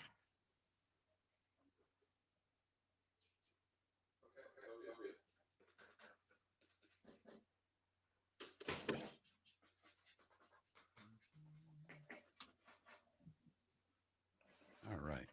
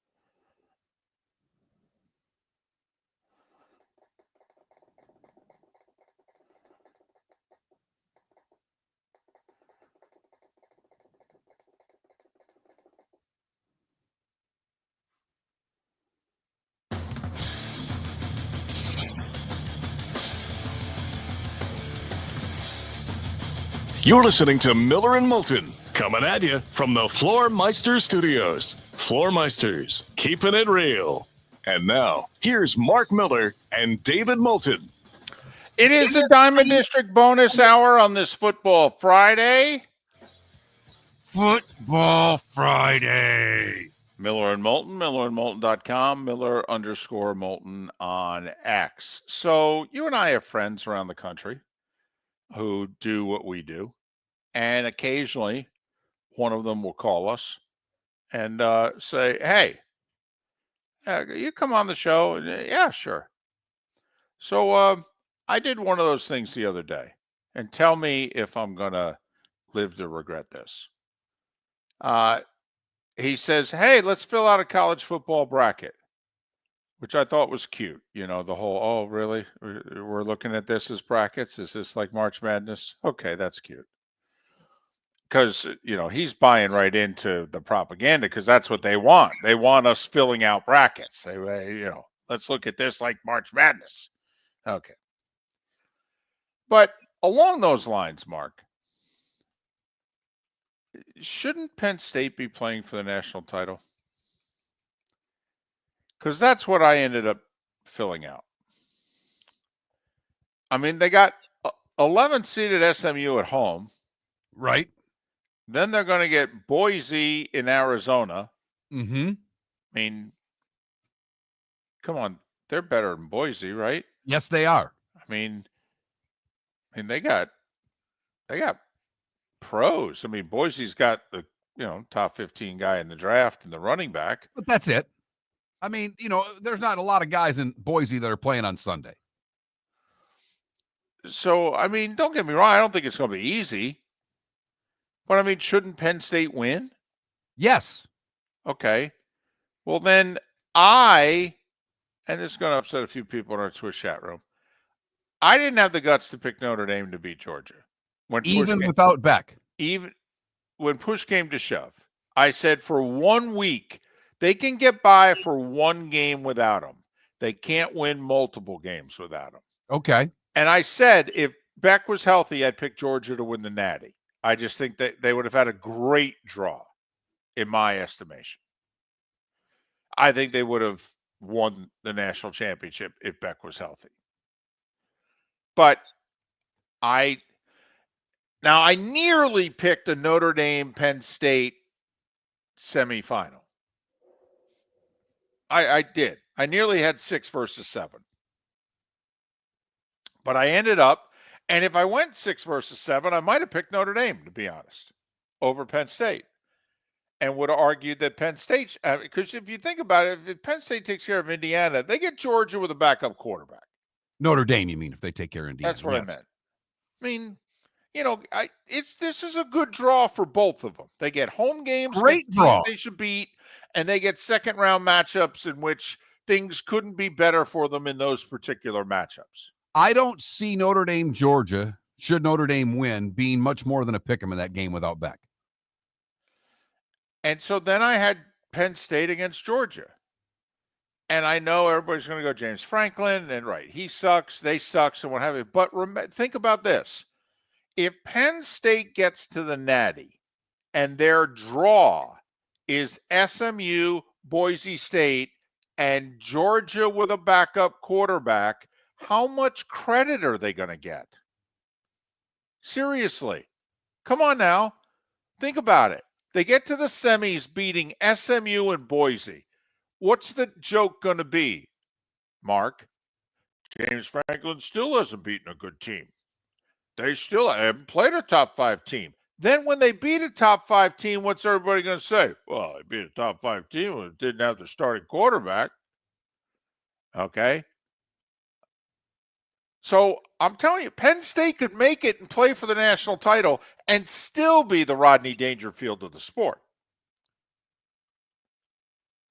Yes. And I think without Beck, I give Notre Dame a really good shot to beat Georgia. Yes, I do too. In fact, I chickened out at the end because, truth be told, a week earlier, I went on another friend's show and I picked Notre Dame Penn State in the semis. Way to cover yourself there, David. Well done, you. Well, listen, one of those tapes is going to sound really good. Yep. On one of those shows, I'm going to be like, see, I told you. David, I just got a text from a friend of mine. It's a post from someone on X. It's 7 a.m. in South Bend. Cars already lined up to get onto campus. A light snowfall. Yeah. Have you seen the pictures this morning? The snow's sticking. It snowed overnight. It looks awesome. They've built snowmen. Somebody took a picture of like the football stadium with a snowman right in front of it. Oh my goodness. Instead of the Forcemen, it's going to be the Four Snowmen. Just as you enter. Touchdown Santa. I mean, touchdown Frosty. There you go. I mean, there you go. You got it with a second try. But you burst my bubble because I was all excited this morning saying we have to get in one of the games up north. All right, we have to get snow. Even if it's just snowing during the game, that it looks like a fake Hallmark Christmas movie. It just makes for great looking television. And you said, forecast says it's going to stop mid-afternoon. And I said, well, it's got to remain on the ground. Not only that. How did I say that again? It's supposed to stop snowing by 3:00. I just read the weather. I mean, I didn't know It's that I was going to get that kind of grief for merely snowing reading the weather at 3 in South o'clock. Bend, where it's supposed to be clear in the afternoon. By 4 o'clock, the precipitation is over. It's See, still going to be cold. gonna stop snowing at 3 o'clock. All right. But think about Listen, Christmas cheer over there. if the first game could have snow in it, just an appearance of snow. That's exactly what we all want.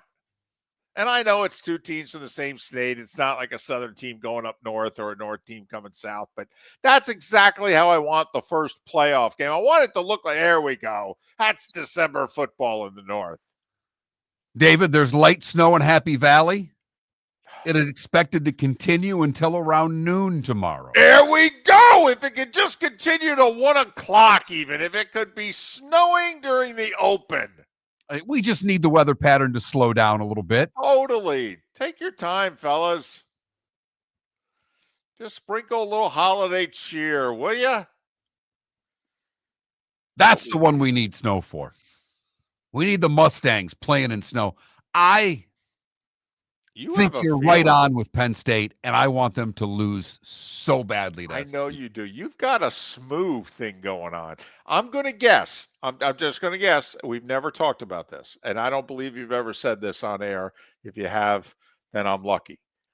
The love affair that you have with the Chargers goes back to Fouts and Joyner and Jefferson and Winslow. Were you a Eric Dickerson Pony Express guy? I don't think that I was, David, but I loved as a kid pennants. I had my room lined with pennants of different pro teams, college teams, and I would always order around Christmas time. My parents would let me order, 3 or 4 new pennants for my room. Sure. And so it was all about the color combinations. And don't ask me why the SMU colors and their pennant attracted me. When I was 2nd, 3rd, 4th grade, somewhere in there, I had an SMU pennant hanging in my bedroom. And I probably had 50 pennants. Right. That was how my room, between posters and pennants, that was my bedroom. Right. And I had an SMU pennant. I always liked their color combination. I always thought they looked good. And not only that, the Mustang's a big pony. Anyway. So I just hope we get good games. The point spreads say we're not necessarily going to get them. And as was pointed out to us in our Twitch chat room very early in the show, hey guys, we very rarely got good semifinals during the 14 playoff era. You think we're going to get good first round matchups with what we have? And we do in Columbus, David. I got this text during the break. Longtime listener, Buckeye grad, talking to my cousin the other day in Columbus. He says the city's really nervous. Might be onto something with your volunteer pick. Well, I will say, when you corner a good whatever, fighter, team, athlete, they usually come out really fighting. And this Ohio State team has been dumped on for 3 weeks. Dumped on. They suck. Everything about them sucks. They're soft. They don't have any heart. Did I mention they suck? I mean, that's all these guys have heard now for 3 weeks. And they've heard it too. And that's just from their friends and family. But they're walking around Columbus. They're hearing it everywhere they go. So, I mean, there is a part of me. I just think, in theory, their offensive line could struggle. And if their offensive line struggles, then the rest of the offense struggles. But my other theory was Will Howard got hurt in the second quarter on that hard hit, and it affected him the rest of the game. Well, in theory, he's recovered from that. And Will Howard knows he sucked last game. Will Howard knows he cost them the Michigan game. Okay, well, that's a heavy burden. Sometimes you get a chance to, rebound from that. I mean, who knows? Ohio State might play their best game of the year tomorrow. Can Tennessee cover their receivers if he can actually throw it to them? Well, nobody can recover those receivers. Nobody can. I mean, that's what surprised all of us. Okay, and especially with Will Johnson being out, how the hell did Michigan cover those receivers? Or did he just miss him and not throw it to him the whole game? Well, and also, did he not have time to throw? I mean, this is where, we've talked about this. Miami was supposed to have a vaunted defensive line. It wasn't that vaunted, except the opener against Florida. Texas A&M's vaunted defensive line. At times this year, not vaunted. When it wasn't, they got beat. Tennessee's strength of the team is what, Mark? Their defensive line. Ohio State's biggest weakness is what? It's their offensive line, David. So if that plays out, how do we not have a very competitive game? But if Penn State's O-line plays like they did against, Ohio State's offensive line plays like it did against Penn State's defensive line, Ohio State's going to win this game by 2 or more touchdowns. But I'm taking the points. As am I. I think we're in for a game tomorrow night. I think you're right on their defense, and I think that offense for Tennessee will have some wrinkles that Ohio State's not seen a whole hell of a lot of this year, David. Outside of Oregon, who's the good offense Ohio State's played against? Indiana? Miller and Moulton. The good, the bad, and the ugly. Today was the day when and what's on tap. All 25 minutes away.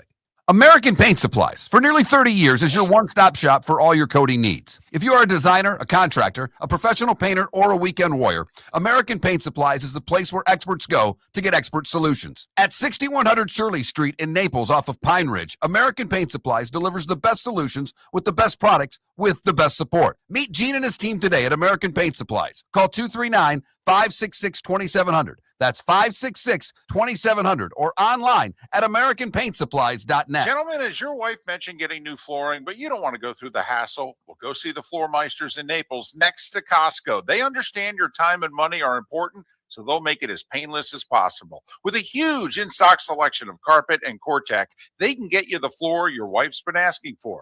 They carry wood, vinyl, carpet, and tile. If you do it yourself, no problem. They can handle that as well. So go see TJ at the Floor Meisters and tell them, just keeping it real.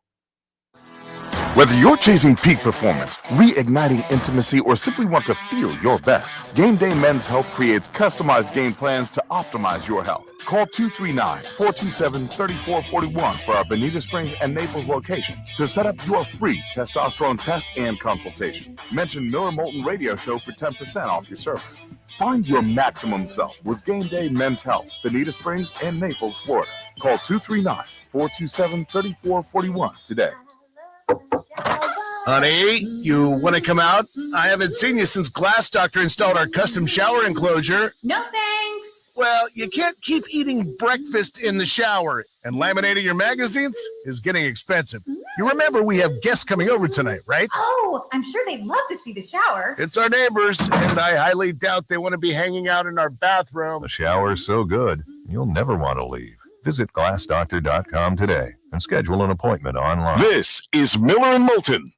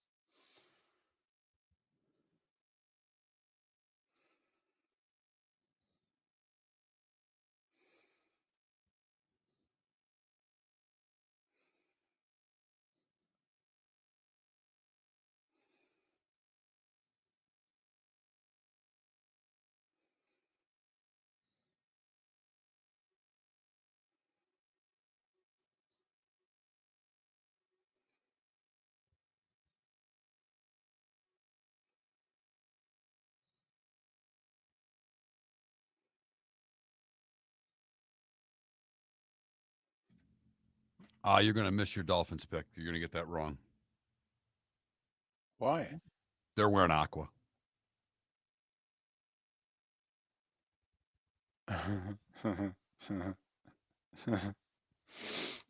Well,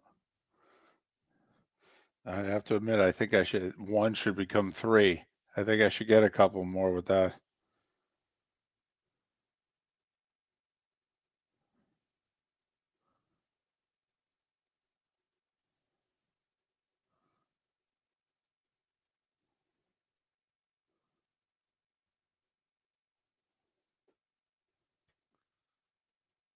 David, a little fodder for you.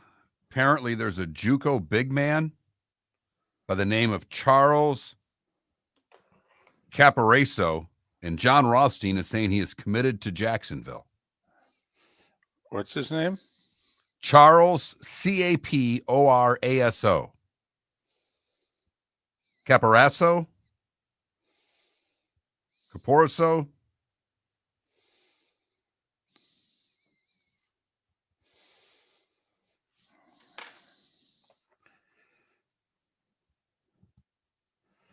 Oh, good.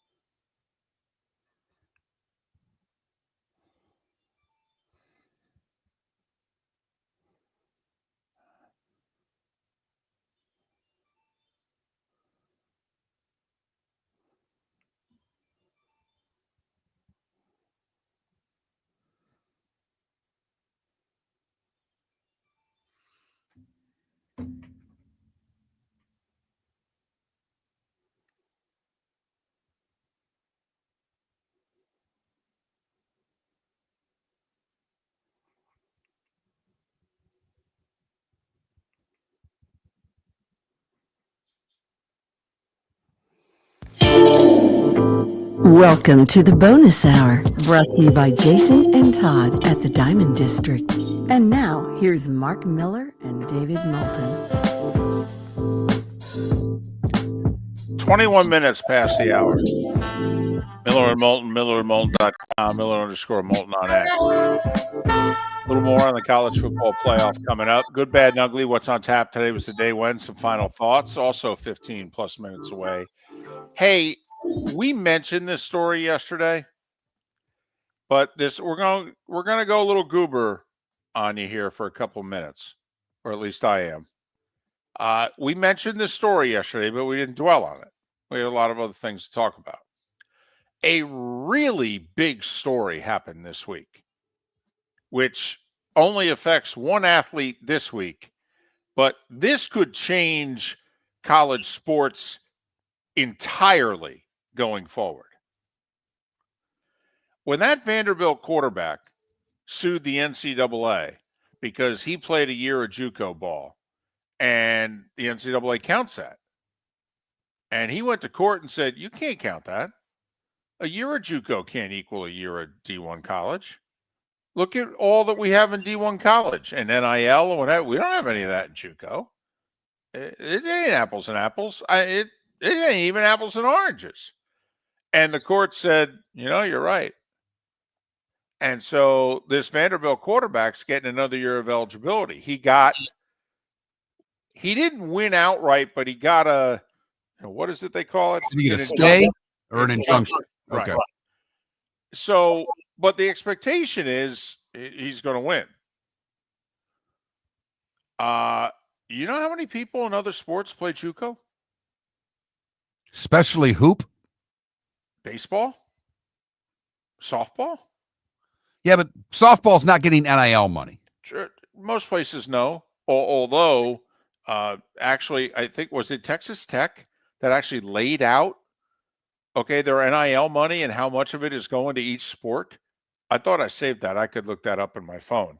It was fascinating, actually. Like 91% went to football and men's basketball. They made no bones about it. It's where it should go. But, I mean, you think about that. If JUCO is a free year or 2, and then you still have 4 years of eligibility left, I mean, do you then also get to, use a redshirt year? Can you be 7 years removed from high school? Can you be 25 years old and play in your final year of eligibility in college going forward? This ain't a COVID situation. Man, throw a couple of years of minor league baseball in there. They could be playing until they're 28, 29. You have Chris Wenke winning a Heisman. Exactly. Damn right. But seriously, in the big sports, even if we just went football and basketball. So you mean JUCO doesn't count anymore? Like when Cam got kicked out of Florida. Cam went to, whatever that school. I don't think it was Tyler. It was, but he went to that JUCO, won a natty. That counted. He only had a year of eligibility left. He went to Auburn. Now that wouldn't count. Oh, man. Where this will rear its head is in basketball more than football. Because you got to admit, David, there aren't a ton of high-level JUCO transfers in college football. There are some, basically guys who don't make grades who have to go to JUCO. No, you're right. This is a baseball, basketball. Well, and particularly basketball, where there's going to be significant NIL money. You could go play 2 years of JUCO ball and then 4 years of college ball? Right. See, to me, you start adding this all up. How costly in 1 to 2 years' time it's become to win the bidding war for certain players. You know, it was 2 weeks ago, Bud Elliott said he saw within 3 to 5 years that the players were making far more money than the coaches. And I laughed at him. And he's like, okay, we'll get back to this someday. Well, hell, the recruit from Michigan just got, 3 a year over 4 years? Yep. You know, let's get the Quinn word Ewers was getting offered 4 supposedly to play 1 more year at whatever Big Ten school he was going to play at. Right. So imagine, we add $1 million a year. If it just keeps going up $1 million a year, by the end of the decade, you'll have $10 to $12 million college football players. I mean, what was it that Bud Elliott said? And I don't know if he said it on our show or he said it on 24/7, in which he said, right now the going rate's $20 million that you need to spend on your payroll. In a year's time, 2 years' time, it's probably going to have to be 35. And now the athletes are going to be able to go JUCO and then have full eligibility. By the way, I may want to go JUCO. I don't lose any eligibility. I get the whole strength and conditioning. I go to a top program. I get to come out somewhat developed and then have 4 years of eligibility. I'll get paid top dollar from day one if I'm basketball or baseball. Stop. Hold on. Pump your brakes for just a second on that one. You don't want to go. If you're a high-level recruit, you're getting money right from day one. So you're going to the college. Well, I'm not saying the Underwood kid, the star quarterback recruit, but I mean, I'm talking the masses here, though. Okay, take the 5 stars out of it. I mean, take the 4 stars out of it. Okay, fine, but we have far more 2s and 3s than we have 4s and 5s. If you and I were raising a kid with the way the immediate future is looking, from a business standpoint. So the 2-star kid that might be going to Troy and developing. Or going to, because I got a buddy whose kid's a lineman who's getting recruited. He's going to be a senior this year. He's getting offers from all kinds of mag schools and may have something at Wisconsin. Yeah. And I talked to him and I said flat out, I said, Chris, don't worry if he goes to a MAC school. The portal, man. Yeah. You're fine. He goes for a year or two and develops. He can still go play at a top college if he continues to improve. And he's like, man, I forgot all about that. So your suggestion for that kid would be to go to a JUCO, play for a year or two, and then play 4? I'm asking. Well, because think about this. Like, your friend's son is probably not going to get any money the year or two he's developing at that MAC school. Okay, that maybe by year 3 at that MAC school, to keep him, they'll have to offer him some money, but by then he'll be getting offers from elsewhere. So he's going to go 2 years unpaid. Okay, and only have 2 years to get paid. How about you go to the JUCO? Develop for a year or two, you have 4 years you can get paid. Or, to help your point out further, 3 years to get paid and then go pro. Yeah. If you end up being good enough. Yeah. I mean, let's face it, the majority of us are 1s, 2s, 3s, or no stars. I'm wondering if this is going to be a boom for junior colleges. I don't think so. Wow. Okay. So what, you think they're going to change the rules? No, but I don't think guys are going to choose to go JUCO over group of 5 schools, if you will. I don't think that will be the trend. Well, no, I don't think it'll be for 4s and 5 stars, but I don't think it'll be for 1, 2s, and 3s. I think they'll still go to the MACs, the Sun Belts, the Conference USA schools of the world before they go to Tyler, Texas and play JUCO ball. You know, I'm going to play all the time in Tyler, Texas, though. I know. I'm not going to be 2nd, 3rd string for a year. It's the same weight room, if you know what I mean. I mean, we're seeing it now. I mean, guys are taking guys from FCS. Signetti brought 13 guys to Indiana. The Division II coach who's unbeaten at Drake, having taken 4 of his starters with him. And they're one of 3 unbeatens left in college basketball. I mean, I don't know. I think this could be far-reaching. I just like how college doesn't count as college anymore. It's junior college, Mark. Junior college doesn't count. But, it begs the question. But the credits still do. See, the credits count. Exactly. Huh? How great, once again, how great is this JUCO deal? When in doubt, sue the NCAA because you're going to win. It's remarkable. Yes, you are. I'll tell you what. Okay, Morgan and Morgan. We have winners, but you know why? All we do is sue the NCAA. The world-famous cigar bar started as a neighborhood place in downtown Fort Myers, and now it's a brand, a destination, with 4 locations. The original place, Henry Street, Fort Myers, Gulf Coast Town Center, on Southeast 47th Terrace off the Cape Coral Parkway, and the Lounge on West 1st Street in Fort Myers. A place to go, whether you just need a relaxing drink and a smoke after a tough day at work, or a place to go celebrate. From relaxation to celebration, the world-famous cigar bar. American Paint Supplies, for nearly 30 years, is your one-stop shop for all your coating needs. If you are a designer, a contractor, a professional painter, or a weekend warrior, American Paint Supplies is the place where experts go to get expert solutions. At 6100 Shirley Street in Naples off of Pine Ridge, American Paint Supplies delivers the best solutions with the best products with the best support. Meet Gene and his team today at American Paint Supplies. Call 239-566-2700. That's 566-2700 or online at AmericanPaintSupplies.net. Sleep problem but don't want to wear a CPAP mask? This is Mark Miller for Sleep Treatment Direct. The mask wasn't working for me, and I didn't think I had an alternative. I do. We all do. They have such simple alternatives with greater success than the mask. Visit SleepTreatmentDirect.com.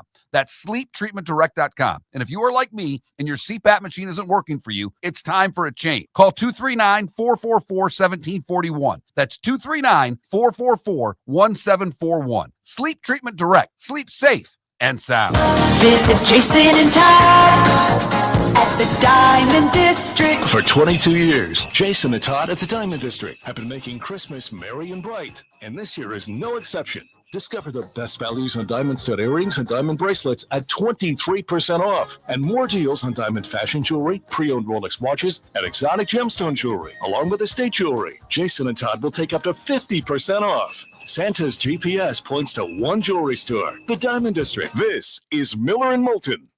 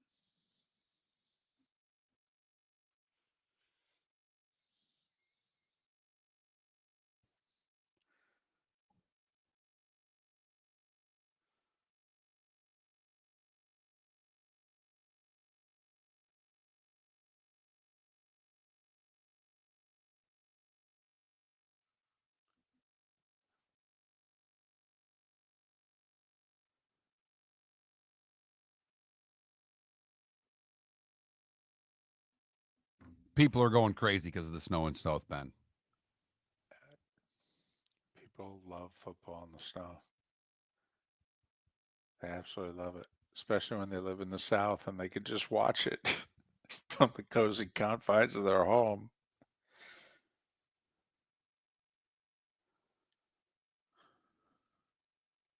I totally forgot. I got to go to a party tonight.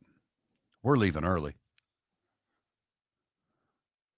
Does it depend on the score of the game?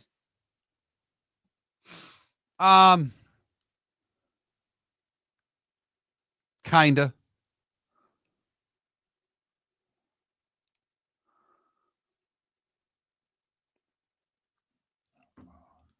Holiday parties. People thinking. Oh, wow. That big kid's a lefty, too. That fly recruited at Jacksonville. Did you see Sports Media Watch tweeted out about 20 minutes ago? Netflix acquires the FIFA Women's World Cup in 27 and 31. Netflix? Netflix. Away from Fox? Where are the Women's World Cup?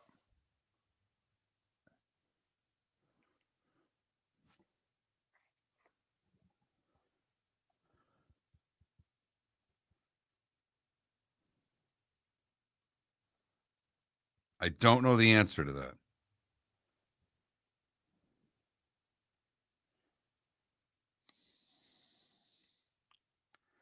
"2027's in Brazil." Okay, so time zones work. Yes. And they'll be gung-ho for it there because they love their soccer.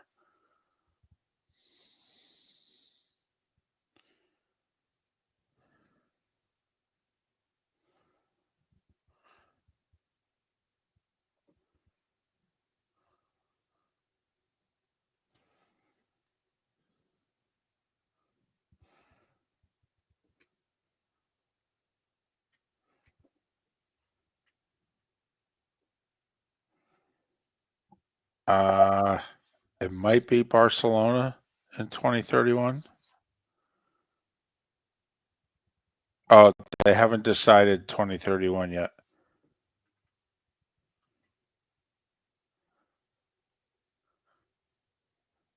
They think it's going to come down to the U.S. or Spain.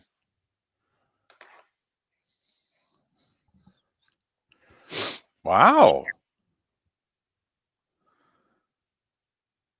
I don't know if it's a good get, but that's a big get. Huh.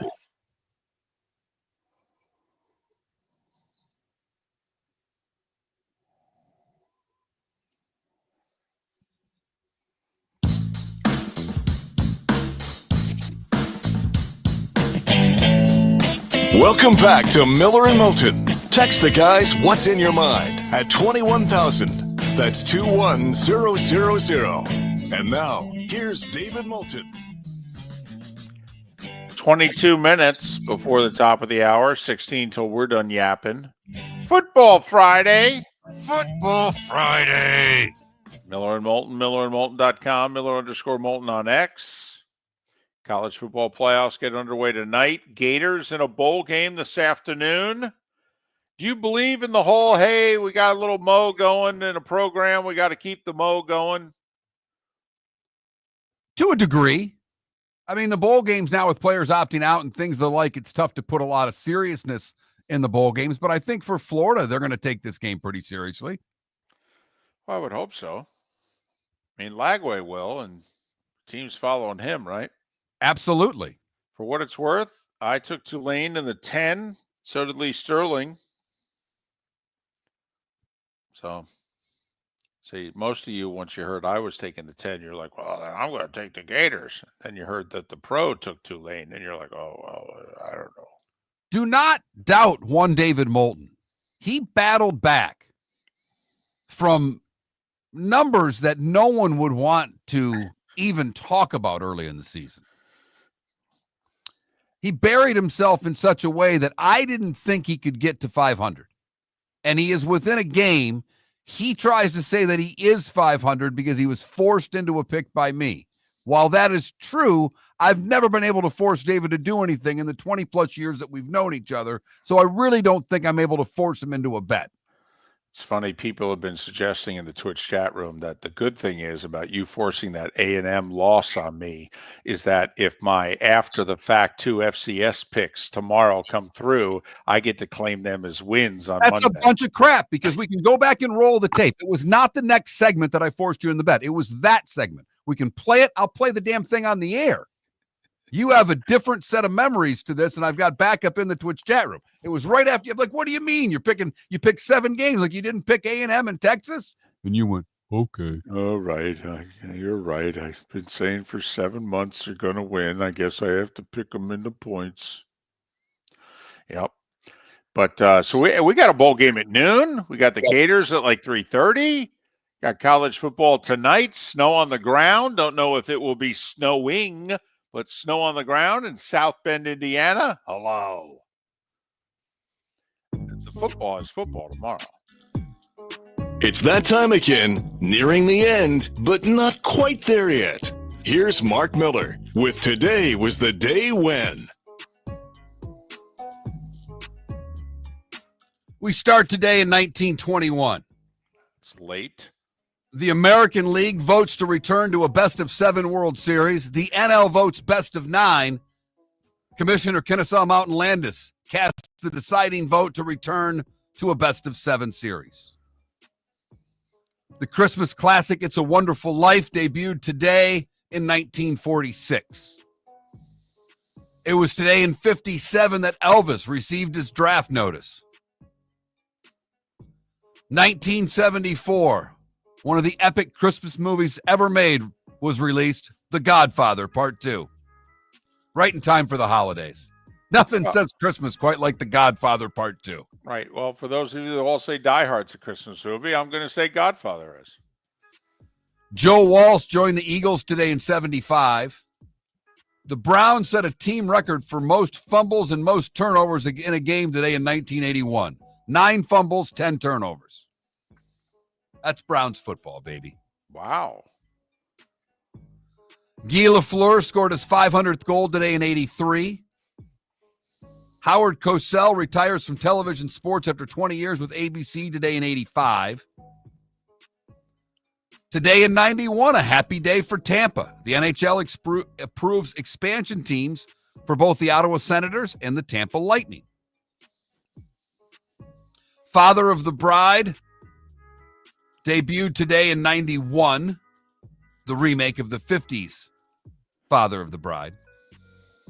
Horror film classic Scream debuted today in 96. Gangs of New York debuted today in 2002. Branch Rickey and George Roy Hill both would have celebrated birthdays today. Many of you are saying, who the hell is George Roy Hill? He was the director of Butch Cassidy and the Sundance Kid, The Sting, and most importantly, Slapshot. Hockey announcer Bill Clement, 74. Singer Billy Bragg is 67. Nate Newton is 63. James Shields is 43. Jonah Hill's 41. And Mbappe is 26 today. David, what did I miss? So Big Game James is only 43, huh? Yeah. Two things. So the Berlin Wall was completed and sat there for 2 years. Could you imagine that? So the wall's built and sat there, and they weren't allowing anybody to go from one side to the other. They had the doors and everything. Don't you think people on the west side were going, hey, am I going to be able to visit family anytime soon? Nah, come back tomorrow.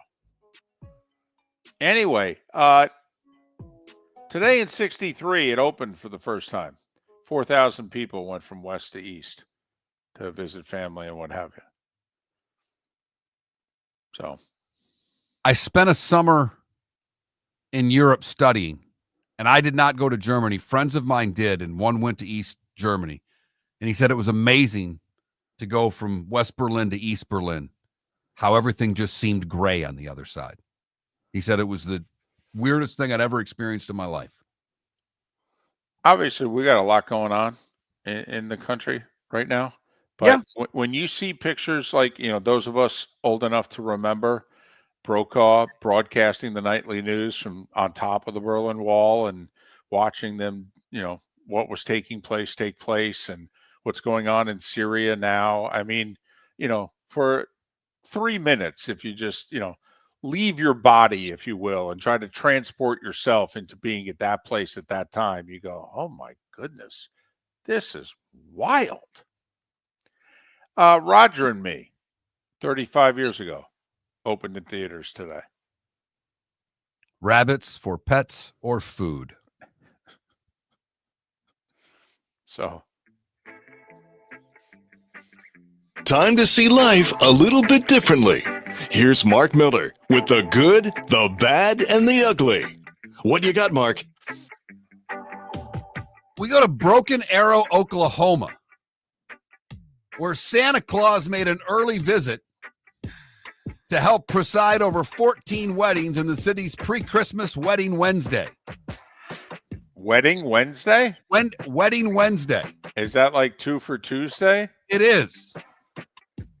It's the second annual Wedding Wednesday in the town. St. Nick presiding over all of the marriages, and the newlywed couples were treated to rides and horse-drawing carriages after the ceremony. No word on whether Mrs. Claus is there for the divorce proceedings. That'll be coming sometime soon. For the bad, we go to Massachusetts, where police in Massachusetts responded to a report of a trespassing snake inside of a resident's home. A trespassing snake? Someone called the police because there was a snake in their house and they were freaking out, David. Gotcha.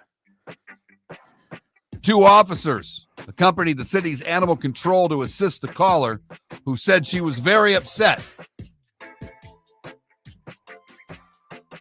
Police wrote that Officer Matthew Palmer, with no regard for his safety, grabbed the snake by its head to bring it safely outside. The snake was a fake. Wow.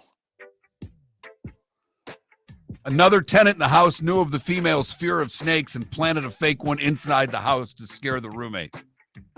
She called 911. Finally, the ugly. We go to the friendly skies that were not so friendly in Chicago. David, I don't know if you saw this, but footage showed a fight inside of O'Hare's airport in which the combatants, one grabbed a wet floor sign, the other one grabbed another wet floor sign, and they were beating one another with the wet floor signs at the airport. Wow. Good thing they didn't have mops. It's unknown what sparked the brawl, but two men squaring up before grabbing a wet floor sign and beating the other is one way to do it, and that is the good, the bad, and the ugly. On today, Friday, the December the 20th, brought to you by the Cape Coral Police Department. Go to capecops.com. Capecops.com, a $10,000 sign-on bonus for new officers. It's a light night in college hoops, this time of year. There's two interesting games, though. First off, St. John's and Providence are playing at 8 o'clock on Big Fox. Once we've been telling you for years, these networks can't get anybody to watch them unless they put live sports on. And this just in, the live sports is cheaper than producing a drama or a comedy. So Fox, who did college football on Friday nights, they're sticking with the sports theme. They're running college hoops. St. John's and Providence. Speaking of which, you see what Rick Pitino announced yesterday at St. John's? He said, I've been watching the sport of college basketball, and listen, I understand most of the time we can do the whole post-game handshakes and the handshake line and everything's fine, but there seems to be problems with the handshake line these days, so we're just not going to do it anymore. We're going to do like the NBA. We're just going to wave and say, hey, see you next time, and walk off. Come on. I we know. Can't play a game and then shake hands after. Your sport's not as tough as the game of hockey. And at the end of a series in hockey, guys line up and shake hands with one another after they were trying to brutally harm one another for a week and a half. I think a basketball player can suck it up for 30 seconds. And I think a coach can coach that into a team. It's pathetic. One matchup involving nationally ranked college hoops teams tonight. It's on the U at 8:30. Cincinnati and Dayton. Cincinnati and Xavier played over the weekend. Now it's Cincinnati and Dayton. Good for them for playing. Listen, we got a couple of Florida specials tonight, if you will, where teams who played the one Florida team last night now travel to face the other Florida team tonight. In the NBA, Oklahoma City beat the Magic last night. They're in Miami tonight. Heat haven't played since Monday. What do you say? Get the Heat, lay the point at home against the Thunder? Just a point? That's all it is. Love it. Love it. What's the spread? Yeah, 1.5. Oh, actually, the Thunder are favored. Like it even better. We get the Heat and 1.5. Let's bet some NBA. I love it. And that's one of 3 NBA games tonight. Hockey, 7 games. We got another Florida special. St. Louis lost in Tampa 3-1 last night. Now they got to go and play the defending Cup champion Panthers. St. Louis is struggling. They finally, the whole new coach thing's worn off. All right. Panthers playing better coming off of a long road trip. Tampa's a huge favorite, though. They're like minus 275. I mean, it's so big you almost want to throw a couple shekels on the Blues. I'm just saying. All right, college football. Listen, man. Noon, ESPN, the Cure Bowl, Ohio and Jacksonville State. Both teams with new coaches. 3:30, ESPN2, Tulane and the Gators in the Gasparilla Bowl. Florida, 10-point favorite. Tulane going for a 10-win season. But the big one, 8 o'clock tonight on ABC and ESPN. Indiana. It's snowing in South Bend. They're playing the Irish. I love Notre Dame in this game. I actually think the field conditions help Notre Dame even more. Then you got the trifecta tomorrow. Noon, 4 and 8. TNT, ABC, by the way. Just so you're not panicking tomorrow at noon or 4 o'clock when you're wondering, where are the games? They're on TNT or Max. SMU, Penn State, could be snow flurries. Light snow could be at kickoff at noon. Penn State, an 8.5-point favorite. Texas, a 12-point favorite at 4 o'clock, 3 Central at home against Clemson. Question. Will the Vols-Buckeyes game be the highest rated game of the day tomorrow? Ooh, great question. I say no. I think Steelers-Ravens will beat it. What's it? Chiefs, Texans at 1, Steelers, Ravens at 4:30. That could have been a poll question. It could have. It wasn't. Instead, we went with which underdog do you think has the best chance to pull the upset? And right now, almost 60% of you say Tennessee. Huh. Interesting. Let me get a quick business in here. A reminder that whether you're chasing peak performance, reigniting intimacy, or want to feel your best, Game Day Men's Health creates customized game plans to optimize your health. Call 239-427-3441. That's 239-427-3441, or go to GameDayMen'sHealth.com. My mom says it's snowing in Jersey. That's great, Mom. Love you. We needed the snow in central PA and central Indiana. Hopefully, Mom will make a snow angel. Right. Yeah, Mom, could you get video of you making a snow angel? We started our show 18 years ago and have been fired 3 times, but Miller and Moulton have never lived on the edge like we are now. We have our best morning ratings ever, are steadily adding affiliates, yet we only have a few sponsors. And if that doesn't change, we can't continue. But if you want to advertise on Miller and Moulton, reach out to one of us directly by texting sponsor to 21,000 or contact Mark on X at that Mark Miller or me at the David Moulton. You can save Miller and Moulton and make your business some serious money by texting 21,000 now. American Paint Supplies, for nearly 30 years, is your one-stop shop for all your coating needs. If you are a designer, a contractor, a professional painter, or a weekend warrior, American Paint Supplies is the place where experts go to get expert solutions. At 6100 Shirley Street in Naples off of Pine Ridge, American Paint Supplies delivers the best solutions with the best products with the best support. Meet Gene and his team today at American Paint Supplies. Call 239-566-2700. That's 566-2700 or online at AmericanPaintSupplies.net. Wine glasses never fall over until you get a brand new rug.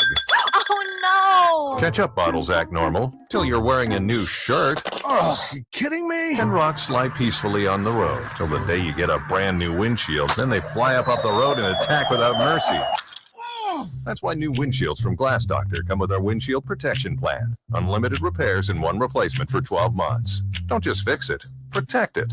Glass Doctor, a neighborly company. Gentlemen, as your wife mentioned getting new flooring, but you don't want to go through the hassle, well, go see the Floor Meisters in Naples next to Costco. They understand your time and money are important, so they'll make it as painless as possible. With a huge in-stock selection of carpet and Cortec, they can get you the floor your wife's been asking for. They carry wood, vinyl, carpet, and tile. If you do it yourself, no problem. They can handle that as well. So go see TJ at the Floor Meisters and tell them, just keeping it real. The Cape Coral Police Department is growing. They are currently looking for police officers and are offering a $10,000 signing bonus to newly hired officers. If you desire a career in law enforcement, or if you are already in law enforcement and thinking about making a move to a better agency, think Cape Coral Police Department. If you're looking for a police department that is committed to excellence, that invests in the highest level of training, state-of-the-art equipment, and some of the highest compensation in all of Southwest Florida, then the Cape Coral Police Department is for you. Visit capecops.com. That's capecops.com. Mark Miller for Molly Maid. Why Molly Maid, you ask? Trust. Moulton was a customer for 15 years. Affordability. Didn't I just say Moulton was a customer for 15 years? Worry-free services. Our professional house cleaners are fully insured and a 24-hour warranty. Call Molly Maids today at 239-774-5839. That's 239-774-5839 or online at mollymaid.com/FTMYERS. That's mollymaid.com/FTMYERS. This is Miller and Moulton.